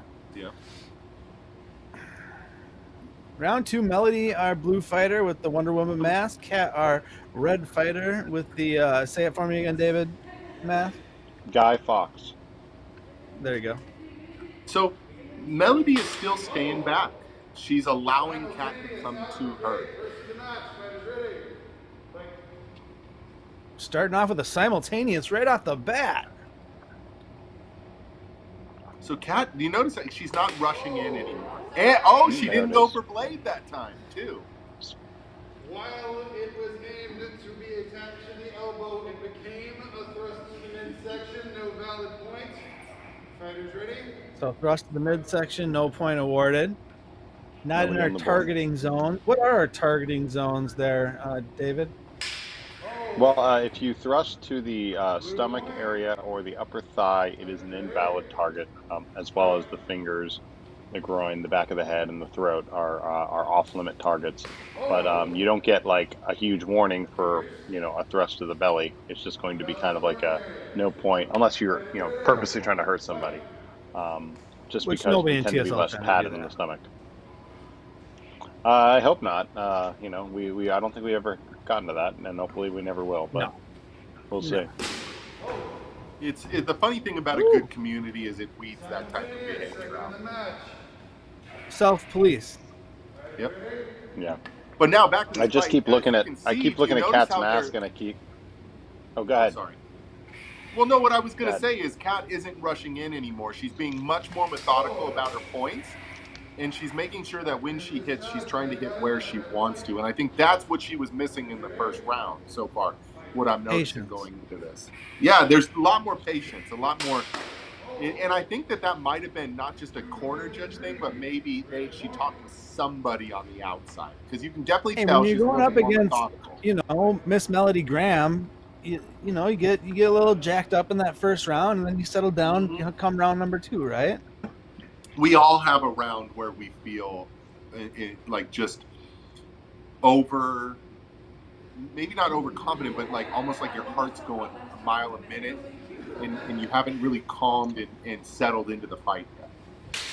Yeah. Well, Melodie even saying to bring it, giving us the little hand gesture there. Yeah.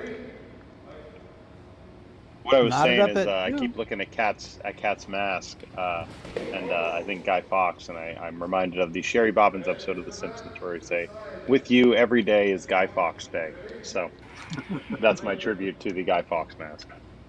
Kat on top now, 3-2. Yeah. Using that reach to her advantage. Honesty moment. I've never seen that movie. Well, that's V for Vendetta. Guy Fawkes was actually a real person, and I'm not going to go into the whole history, but he essentially unsuccessfully tried to blow up the British Parliament. And tags the elbow. 3-3 Yes, now. that's your little history lesson. You can look up Guy Fawkes and who he actually was. I'll ask. My wife has a master's in history. I'll ask her about it afterwards. Yep, he But we're unsuccessfully knotted up at tried to 3 blow here up in Parliament. Florida. Melodie taking a top. Looks like Red got another point right upper there. guard.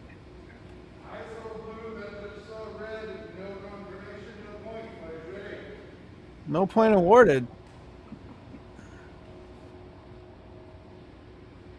Still tied up at 3.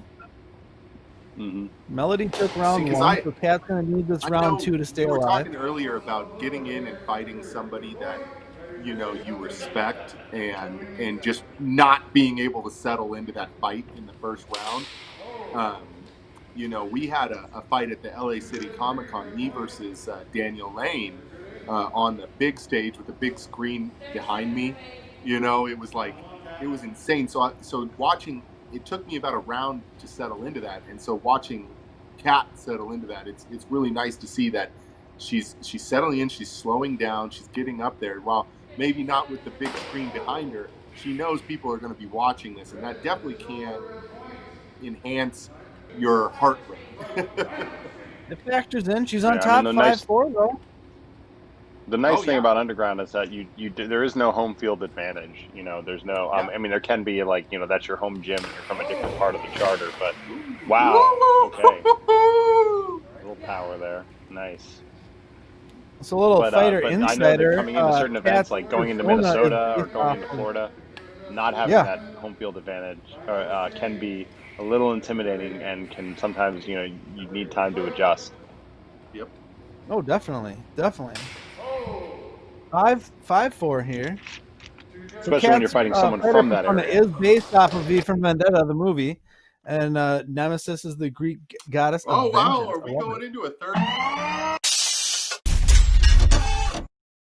5, and we're going into the pivotal rounds being very close. Yeah. Third round of the night. Nice. There we go. The pivotal third round. I love them. The third round to me is like probably one of the most is like the best part of being a fighter, because now you're in it, you're potentially a little tired, you've seen everything the other person has to throw out, unless they're holding it out, right? Unless they're holding that one thing out that they haven't shown you yet. But right now, you've made your adjustments. You're tuned in. It's like getting ready to go right down the road on your quarter-mile run in a car. You're tuned in. You're jacked up. You're ready to fight. And now the person who made the right adjustments wins. Right. Well, and that round 2, the story of round 2 is really Kat's patience, right? Kat slowing down and really locking in, like you said, getting it dialed in, staying right there with her every step of the way. So even though it wasn't a wide margin, she won by a close margin, and with time expiring, she still got that round and puts herself in a really strong position moving into round number 3 for this to go either way.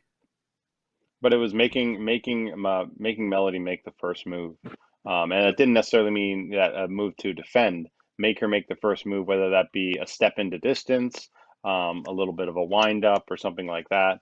There was a lot of waiting for that first part of the action to go, and then she was just like bam right over top, or bam right to the side. So it was really nice. All right, enough of our talking heads. Let's go round 3.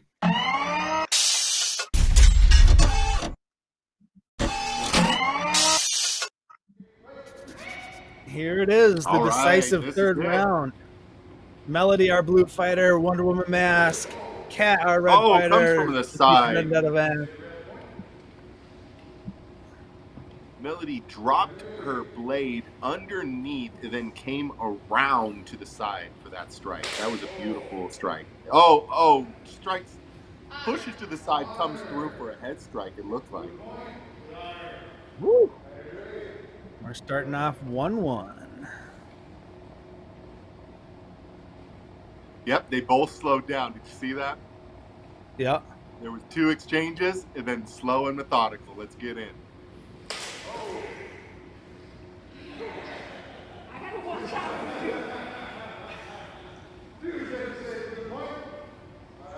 Some of that can just be exhaustion. You slow down the fight at the end. In that third round, you just got to catch your breath in the third round, right? Is your cardio, right? Cardio, especially when a lot of us have been stuck in our houses for as long as we have. It's not easy to come back out for this. Kat ties it up 2-all.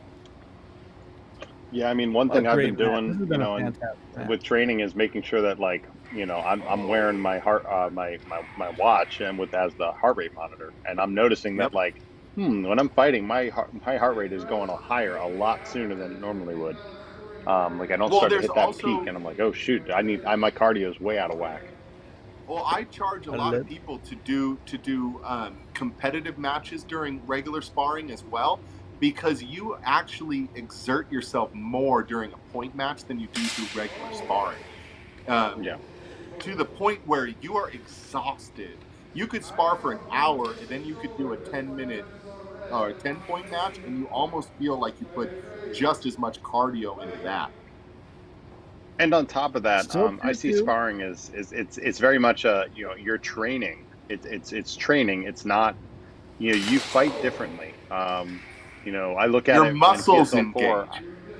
Yeah, I had one bruise maybe the whole tournament. I fought in every division that I could fight in. You know, and you know, I got to the finals in two of them, right? And I had one bruise. I started sparring and I'm trying different things. I'm doing things Yeah. I wouldn't normally try, and I have like 6, 7 bruises. Not a bad thing. It's just I was just trying different things, but And it so just yeah, and so that you're clicked for seeing that me. I here, fight right? differently in a match than I do in a sparring round. And so you're Oh, seeing that here, 100%, right? So right? like Melody used what the low guard very well in the first match, and it's not that she's not using it well now. It's that Kat has attuned herself to it, right? And so now she's doing a low rear guard right there, and to try to switch it up, because that may have been Yeah. something that she used in sparring and she used it well in sparring, and now she's trying to use it for effect in a competitive match. And it just And right with that you last exchange, engage Melody different wound up muscles. a little bit. She tried to wind up in Yep. a thrust, and she pulled back, and it gave Kat just enough time to react to the cut into the arm. And that's Tied just at being 3. tired right there. Yeah, Melody stayed in that low guard like through Yeah. the majority of the match. Yeah, you definitely telegraph your shots more when you're tired. You know, whether that Oh yeah. be you reach out too far, you pull back too far, and you know, you do all of those little things you're not supposed to do. And also they're Either moving or that, around or a when you're lot. frustrated. You're moving around a lot, or they are. You know, a lot of fighters, they settle in, especially when they're more of a thrusting fighter or a low guard fighter. These two are moving around so much. And let me tell you, like one thing I do notice about when Melody fights, she's totally in it for the win, right? So there's a level of frustration when something's not going your way that can affect your overall fighting. And I'm not saying that's happening right now, but I'm saying there's all these things that can happen. But beautiful, she came in right from Quick underneath and up looked like she strike got there. elbowed. 5-3 now. Melody opens up a quick 2-point lead. See, this is when you start I feeling think good. that's You get those 2 points, you know you can make a mistake, right? You don't want to make a mistake. I'm saying you start to know you can. You know, but really you But want you to also get that want to one stay. more You also point want to to really stay feel hungry, special. right? Like you Yeah. don't want to go into that, like we've talked about before, go into that prevent defense and prevent yourself from winning a match, right? Stay on that gas pedal. Really, you can do that at 4 points, right? I always recommend at least 4 points to get in that back pedal step. 6-3 now. why they're calling out Yeah, final she's exchange. feeling good. She's feeling good. She can slow it down. Really, it's up to Kat. Now, Kat has to push it to get those points. And now, if she sits back and allows Kat to come to her and then get those points, she can run out the clock a little bit. All right, Oh, which is exactly what Melody happened. takes Is the she ran match. out the clock on that. Yep. That's the issue. You only Which have is so a much time when totally you get down legit thing 3-4 to do. points, right? Yeah. When Yep. you're up Yeah, that yeah, high, you run out the don't clock as exert much as you yourself. can, but Let while them come still to you. but you still accelerate a little bit. That was one thing I noticed that Melody did really well. Is when she had those points up. So apparently she learned it from Aaron Riley. But when you're a couple points up, she waits for Kat to step into distance and then attack. It wasn't even like she was trying to just Yeah. wait for an attack. She was waiting for her to step into a specific distance that she knew she had it close enough. So if you can cheat your Yes. distance to get them to step closer to you because they have to, before they attack, you can definitely sometimes surprise them with with disrupting their timing a little bit. Yeah. Because no, exactly what you said. You can you can step back, but that doesn't mean step out of the fight. You still need to be martially aware of what's going on around you. Most definitely, Right, and you stay- have to make sure that stay you know your distance. You can sometimes cheat your distance with footwork. Sometimes you know you can make it look like you stepped 2 steps back, but really you only stepped 1.5 steps back, and you kind of cheat, and Yep. then you step forward, but it looks like you stepped forward, but you really only stepped slightly forward. So then they keep coming in, you know, or something like that. There's these Leave very your little blade games with out. just basic footwork that you can do. Leave your blade out, step into it where your blade doesn't move. There's always these funny things that All we about talked about footwork. it earlier. There's always something somebody does to sort of game and to mess around with your perception of distance. Right. Perception versus reality. So that was a great match. All right, going on to our final match of the night. Sorry. This is awesome. Our main event is going to be 2 national debuts coming out of Wisconsin. We got first going Grady, the Guardian, Magee. I think it's just Let's Magee, pull up right? the fighter card. Let's go Magee. I'm glad That's you what read that. I would have said Mage. Magee. 5'5", 65-inch reach, 18 months Saber combat training, 3 years TSL, or Saber-based 1.5 arts. years TSL. Right. 3 Yeah, years 3 Saber years in flow arts. flow. Right. Favorite Saber. I'm not pronouncing that one. I don't have it. It's a nightfall. It's a a Nightfall wild by space, Nathan I think. Barnes. Yeah, and that's wild Got it. space. Nathan I'm Barnes. pretty sure wild space outpost. Yep. Okay. Regional credits the Wasu. Is that what we went with last time? Wasu Saber Academy. Wausau, Wisconsin. Wasu. All right, and then his opponent is going to be Mr. Tom Powers, 6 feet tall, 71-inch reach, training combative instructor at Krav Maga. Ooh, all right. 2 years in TSL. Favorite Saber, the Okami by Kaizen Sabers. Kaizen Sabers, thank you. He Again, does out of amazing the Wasu Saber Academy. But He's yeah, a- like I said, Kaizen's national owned by debut for Chad both Wolf. They do fighters. some really good work. Yes, most definitely. They made I've the never main owned a event. Kaizen, but I almost won one when Mark Carrico beat me in my championship series debut. National championship series debut. I was fighting in OC and left my Kaizen Saber on the side of my car, and so there's somebody found it, and they're enjoying my amazing dark saber in Orange County somewhere. Ouch. That one's got to hurt. Or it's in a thrift shop somewhere. Yeah. Right. Or they just gave it to their kid because they don't even know. Yeah. Debuting, main eventing. Yeah. That's pretty cool. That's but exactly they what got some Underground's time about, behind it. They both got time. I mean, look at what they've got. The Krav Maga. I mean, they're both martially inclined, right? Right. Yeah. You know, like before I knew Grady in TSL, I knew he was on the Saber Force event, conditioning group on Facebook, showing flow videos and stuff like that. So he's known. Yep. Yeah. Let's get to it. Awesome. Let's go. Round 1. Oh, so take it away, Wausau. That's it. Wausau. That we've been correct. I don't know. My mom's from Wausau. They thought Wausau was fun. Whatever. Wausau. Yeah. Let's get it. All I know is that I have a relative in Wisconsin from Kaanapu, and that's the only one I know how to say correctly. Yeah, they got a great I really hope the blue fighter has the blue saber and the red fighter has the red saber. I hope that makes it real easy. We love it. I hope so. Is that the case? I'm not 100% sure on this one. I don't know either of these fighters, so nope. And I don't see a scoreboard at the present. But here we go, round number 1.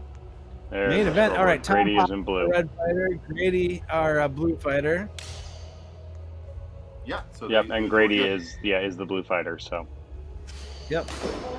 Oh, look at that! Right in from underneath on that. He just reached too high. He put his saber to the sky, and blue came in right underneath, cut him from from pelvis to head, right? Boom. And I think that's the thing with Saber Flow will get you is understanding the levels a little bit better, the high, the medium, and the low levels of where you can be. So he's more willing to He's drop coming down, around his go up. blade. Definitely. Red gets the point though. Red comes 1-1. back. What a freaking beautiful strike that first one was, though. All the way up his body to head. That was crazy. You don't see that often. Look at that. My Little up and under. Kaanapu pronunciation was correct.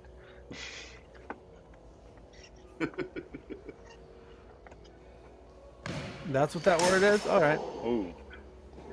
Yep, that's how it's I love spelled. looking on Yeah, the yeah. chat room. Try Like to look they're at writing that. in vowels I don't understand anymore. No score. 1-1. Main event time. Wisconsin is the location. Grady, our blue fighter with the blue saber. Stepping Tom into each Powers, other. our red fighter with the red saber. Notice that they're stepping in, but they're not running in. And so that's the difference between somebody who understands the martial side of thing is that you can step into range, and that's what they're both doing.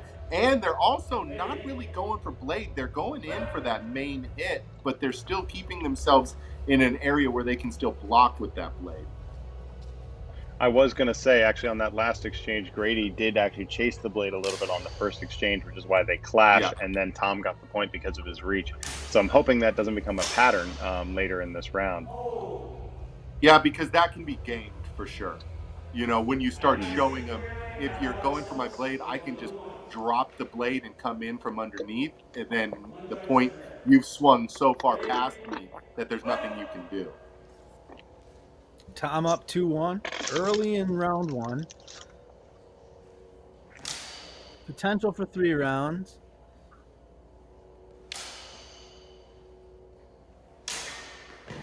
So they're messing with each other's. So I know that I use the clanking of the blade to mess with the intent, to force intent, and I think that's what they're both trying to do here. They're both trying to force the other one to do something with intention instead of just messing with blades.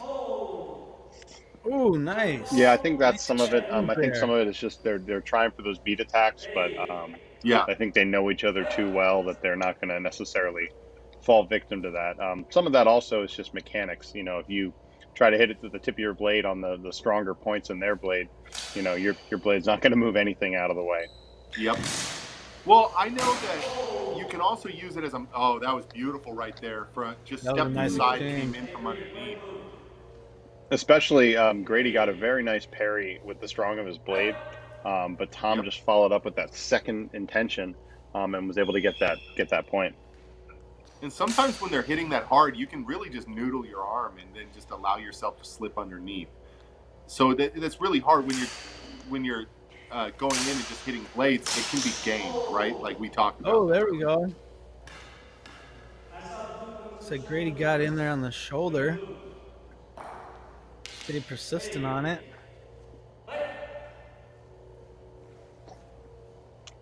I just love how they're just like they're coming in on each other, but they're not running.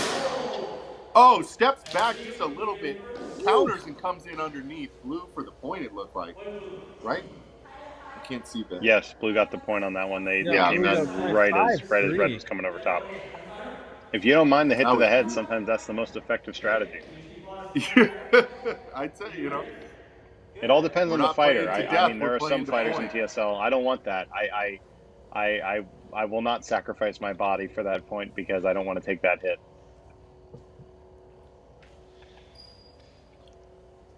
Yeah, we talk about the clean hits a lot here when we're fighting or when we're sparring.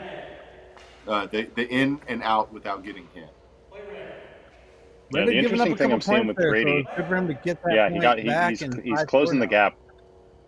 The thing I'm seeing about Grady is that I feel like I'm looking at his form, I'm looking at what he's doing. If he could tighten, this is a training thing, so listen up. I know Grady's on.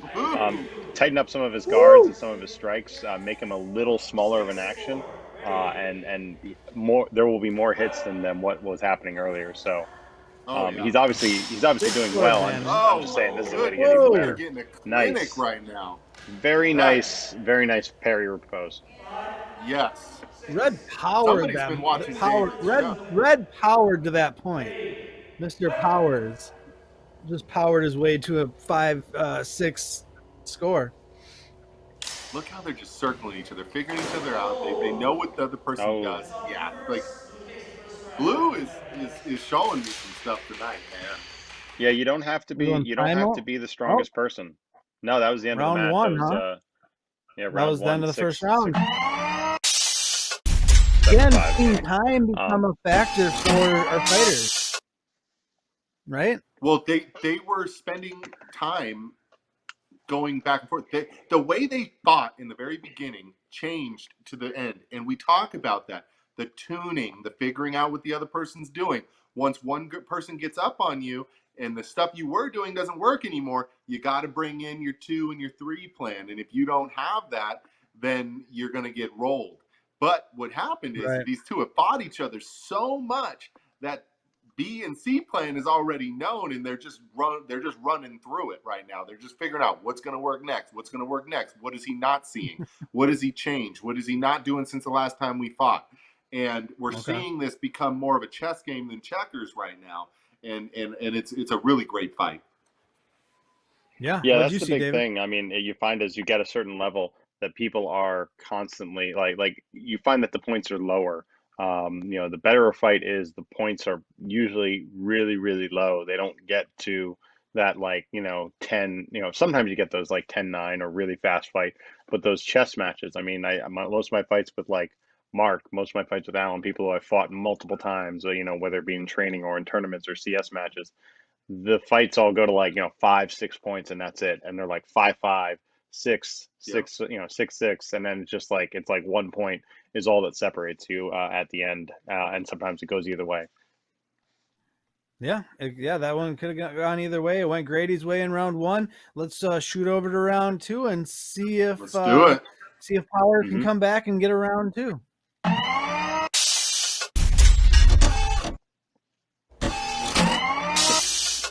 You know what I just realized? Can Power's nickname be Max, so it can be Max Power? Yes. Tom Max Power. We've seen starters out of Wisconsin, and now we're seeing a little bit more polished fighters out of Wisconsin. And they've got Grady, a really good Blue Fighter, Blue Saber, Tom, Red Fighter, Red Saber. Make it easy for everybody. Oh yeah, do you see that? Red's starting to he's starting to push it like a what do you call it? He's starting to, his movements aren't as erratic right now. Do you see how he was just waiting for Blue to do what he was doing, and then he just went in for a strike? Yeah, in that first round, Red was initiating a lot of the movement, and Blue was just reacting. And if he can switch that up, that'll be really effective. Well, Blue's feeling it right now. You can see Blue is feeling himself right now, and his movements are a lot. And now Red has sort of just slowed down and said, what do I need to do? How do I figure this out? And you can see how methodical he's being with his thought process right now. He's allowing Blue to move head strike him. For that first point. He got a nice head strike for that first point. See, but Blue came in from underneath there too. That was a really nice little strike from both of them. Yep. So Red takes the point. In that exchange, 2-1.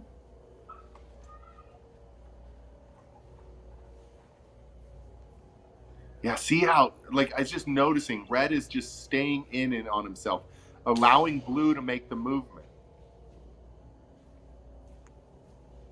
Very methodical. And sometimes that's the most effective strategy, is you stay still and you move very little. You just rotate and pivot rather than step and move, because your head moves less, your body moves less, and you can look at more. Yeah, that was a very nice, Yeah, he hit Blue to see what Blue was going to do, and then he hit him in the same way, and then instead of stopping because Blue was going underneath his blade, he just continued the motion. Yeah, and sometimes that's the most effective thing, is that double tap element where you can just tap and hit a little deeper, and it becomes really effective. Yeah, because if the other guy is just going around your blade, well, really, if you just continue the motion, then that's a strike, and that's your point. And that's also one thing to do, is that if you can get, start working how they're really working blade mechanics a little bit as far as where they're hitting, Yep. you can really take advantage of that. And just if you can make the technique, just tighten it up and make it really perfect. You don't need strength to win. You can win on Oh man, mechanics alone. just step back just Nice. a little bit. That's See, that's and just we've been about working talking the about that distance. tonight, knowing distance. Yeah, I mean, keep in mind, what's the difference between alive and dead is an inch, right? That's all it is. Yep. Yes, a Yep. judge might see that, but if you can get it to where it can get as close as possible without you getting hit and without you getting a point called on you, that's the most effective thing to do. Blue did really good there by going underneath and then turning his strike into a thrust right there.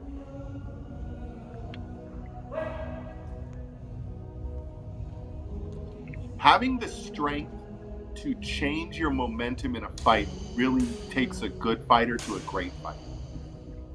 Yeah, the big thing I'll say with 4-3 both here. of them is they're crossing on their traversing steps. They are crossing their Yes. body a little bit. They're stepping a little back, and I can tell that's setting them off balance a little bit, which is why certain points are going back and forth with them, because they're getting them on that back step to get to react, and they can't react as quickly because so.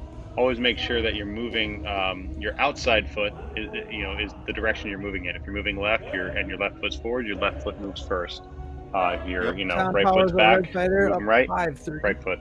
And that's for both the fighters. So if you notice something too, right there was perfect example. They were going around in circles, and then Blue stepped into Red's rotation, which can throw off a rotation. And just with footwork, you can throw the other fighter off. Like Instead of if circling you're with looking them, at, you step into their rotation. yeah, if you look at if the moment you actually want to hit, if you kind of look at their footwork, and they'll probably continue to do this, the second their foot lifts and they're going to cross their leg like that is when you should strike, meaning the leg starts moving. By the time you get there, their legs are going to be crossed and they're going to be off balance, and you're going to have an advantage. And I've seen it happen. Tom's been taking really good advantage of that in this round. Takes one Nice. head.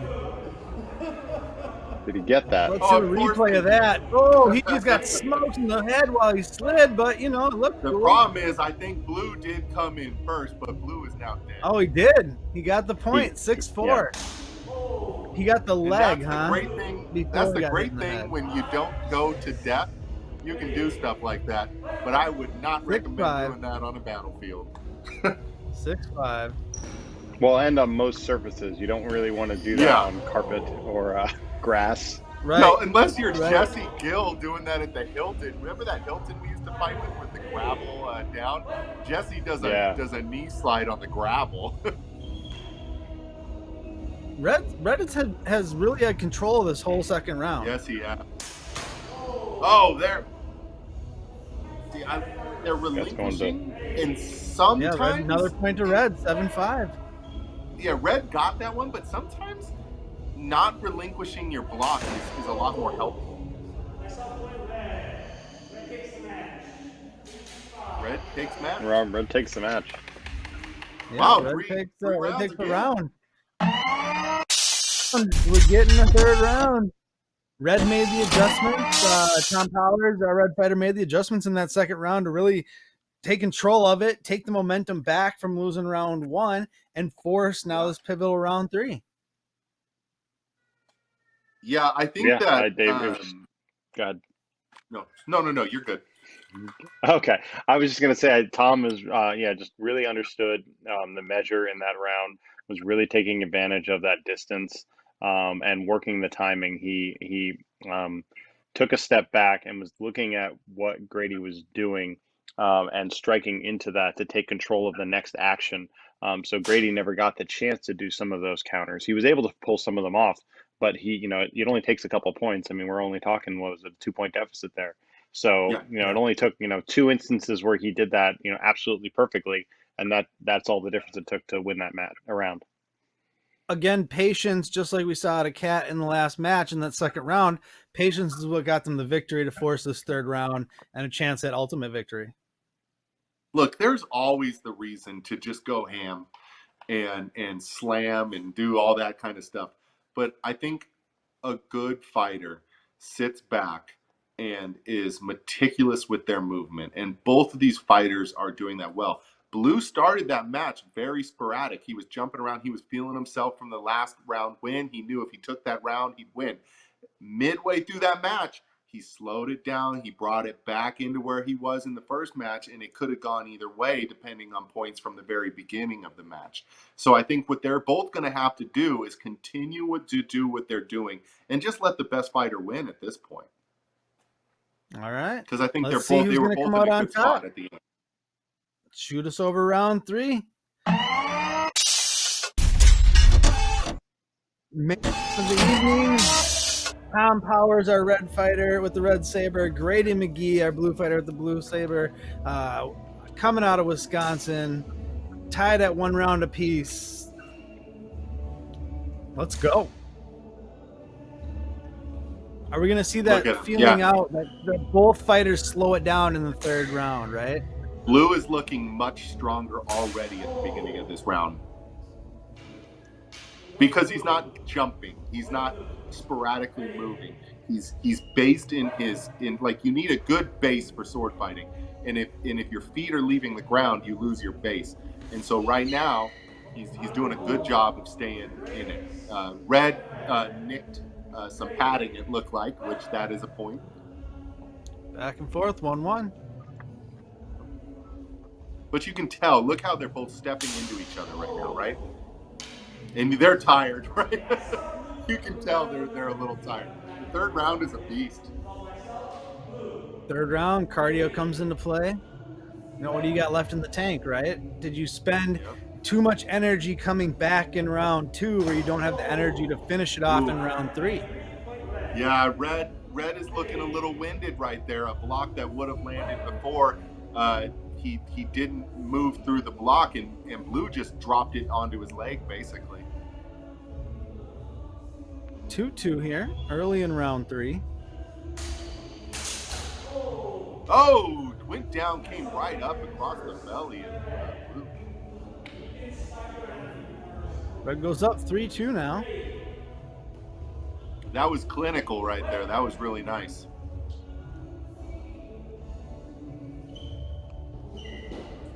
They're both just staring each other down. They're figuring out what's going on. Don't make the first move. Red Don't goes make in the first for a mistake. feint. Nice step in. Continues through the feint for the strike. I think blue just got set. Tom Powers confirming that they were tired in this round in the chat now. That was that's good well, stuff. you could see blue was like feinting, ready to go for a counter, and then realized he was too late, and then red just was like, okay, I'll take the point. 4-2 advantage. Oh, red with another quick point. Looks like they're 5-2 advantage now. 4-3. I was wrong. I did not see it clearly. I'm actually surprised it got to this point in the episode right before over that the happened. top from red, but it looked like blue got the point on it, correct? Knotted up at 4, back and forth we go. Yep. Oh, blue goes. Did red come all the way around to get the shot? No, it looked like blue got that. Oh, blue No, point. blue got it. Yep. Blue got it. Yeah, because when red was going underneath, blue came blue went around, and it looked like hot elbow on that. Okay. Uh-oh. Uh-oh.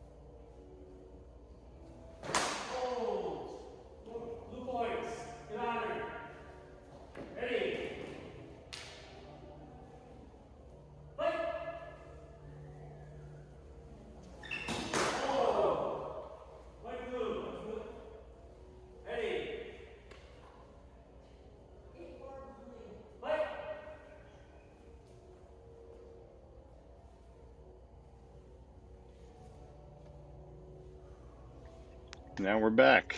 Thank you for bearing with us. Looks like while we were gone, Grady took a couple extra points up, and now we're at 8-4. Red coming in with that strike to the outside. Okay, ready, fight!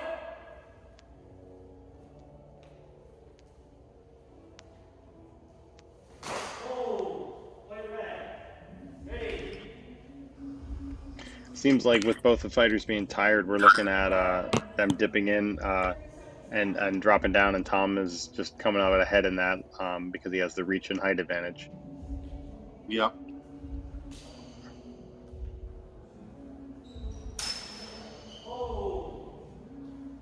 You know, they say when you're tired is the time to use the basics. Yeah, I mean, it really just make your guards perfect, make your footwork perfect. Do those little things, and they can make all the difference. Subtle 8-7 movements here to get the point, and then get out. And also, don't give up points that are unnecessary. 9-7 match point for Blue here. Oh, that's it. Yeah, 9-7 Oh, is Blue the took match. it. Time. Grady, third round. Hey, there's something to be said for being tired, and we've all been there. Yeah. You know, yeah. When your legs feel like noodles, and your arms don't move like they used to, you got to make those small movements. And don't let them get the points, because you just got to get out. You got to make sure that round ends with you on top, and you got to do it as fast as you can. Yeah. I mean, we always say, cardio matters. That's the big thing. Yeah. It's like, especially for us big definitely body won boys. a couple matches. Us big body boys. I've won a couple need 2 matches rounds. on that. Just give me to the third round. I mean, I know one of my matches with Mark, I think it was like my second match ever with him. Got to the third round, and I noticed he got tired, and that was the reason I was able to win. Well, you can expend so much energy trying to retake momentum in that second round by winning the second round, getting to the third round. You're riding that high that you get to that point, and you might not have enough to take it the rest of the way. Yep, there That's is something to be said for making sure that you are ready to go to round 3. At the very least, if you're not ready physically, you need to be 100% on point mentally in the third round. Yeah, if you can do that, you can probably win with less physical ability than you had in the previous rounds. If your basics are on point, then you can win a round tired. If your basics are iffy, then it'll all be seen the second you can barely hold up your saber. Wow. It's just the truth. Yeah. And they did amazing. Crazy. That last round 3, there's something I absolutely am totally into about a fighter that is tired but is unwilling to give up. And so that was a great fight. That relentless heart, like Tom says in the 15 years younger, right? He's gonna have a little bit more in the tank. I hear that. I hear that. These young guys, man, they got a lot of energy. I know. I'm trying to figure out how to get my cardio back. All the fights tonight highlighted new fighters, fighters that we've loved, for years. It's like another great night of Saber action. I've been out at TSL for a while, where I haven't been able to have a chance to do something like this, and to come back to talk with David, to talk with Thor, to watch these amazing fights. It just shows why we do this. This is a community thing, and it's been a pleasure to come on as a guest commentator with both of you. Yeah, Dale, thank you. Commentating with you again for the first time since TSL 4. Much appreciated. Shadowcrest Designs. We're a team, man. Check him out. We're a team. He's out there. So let you know,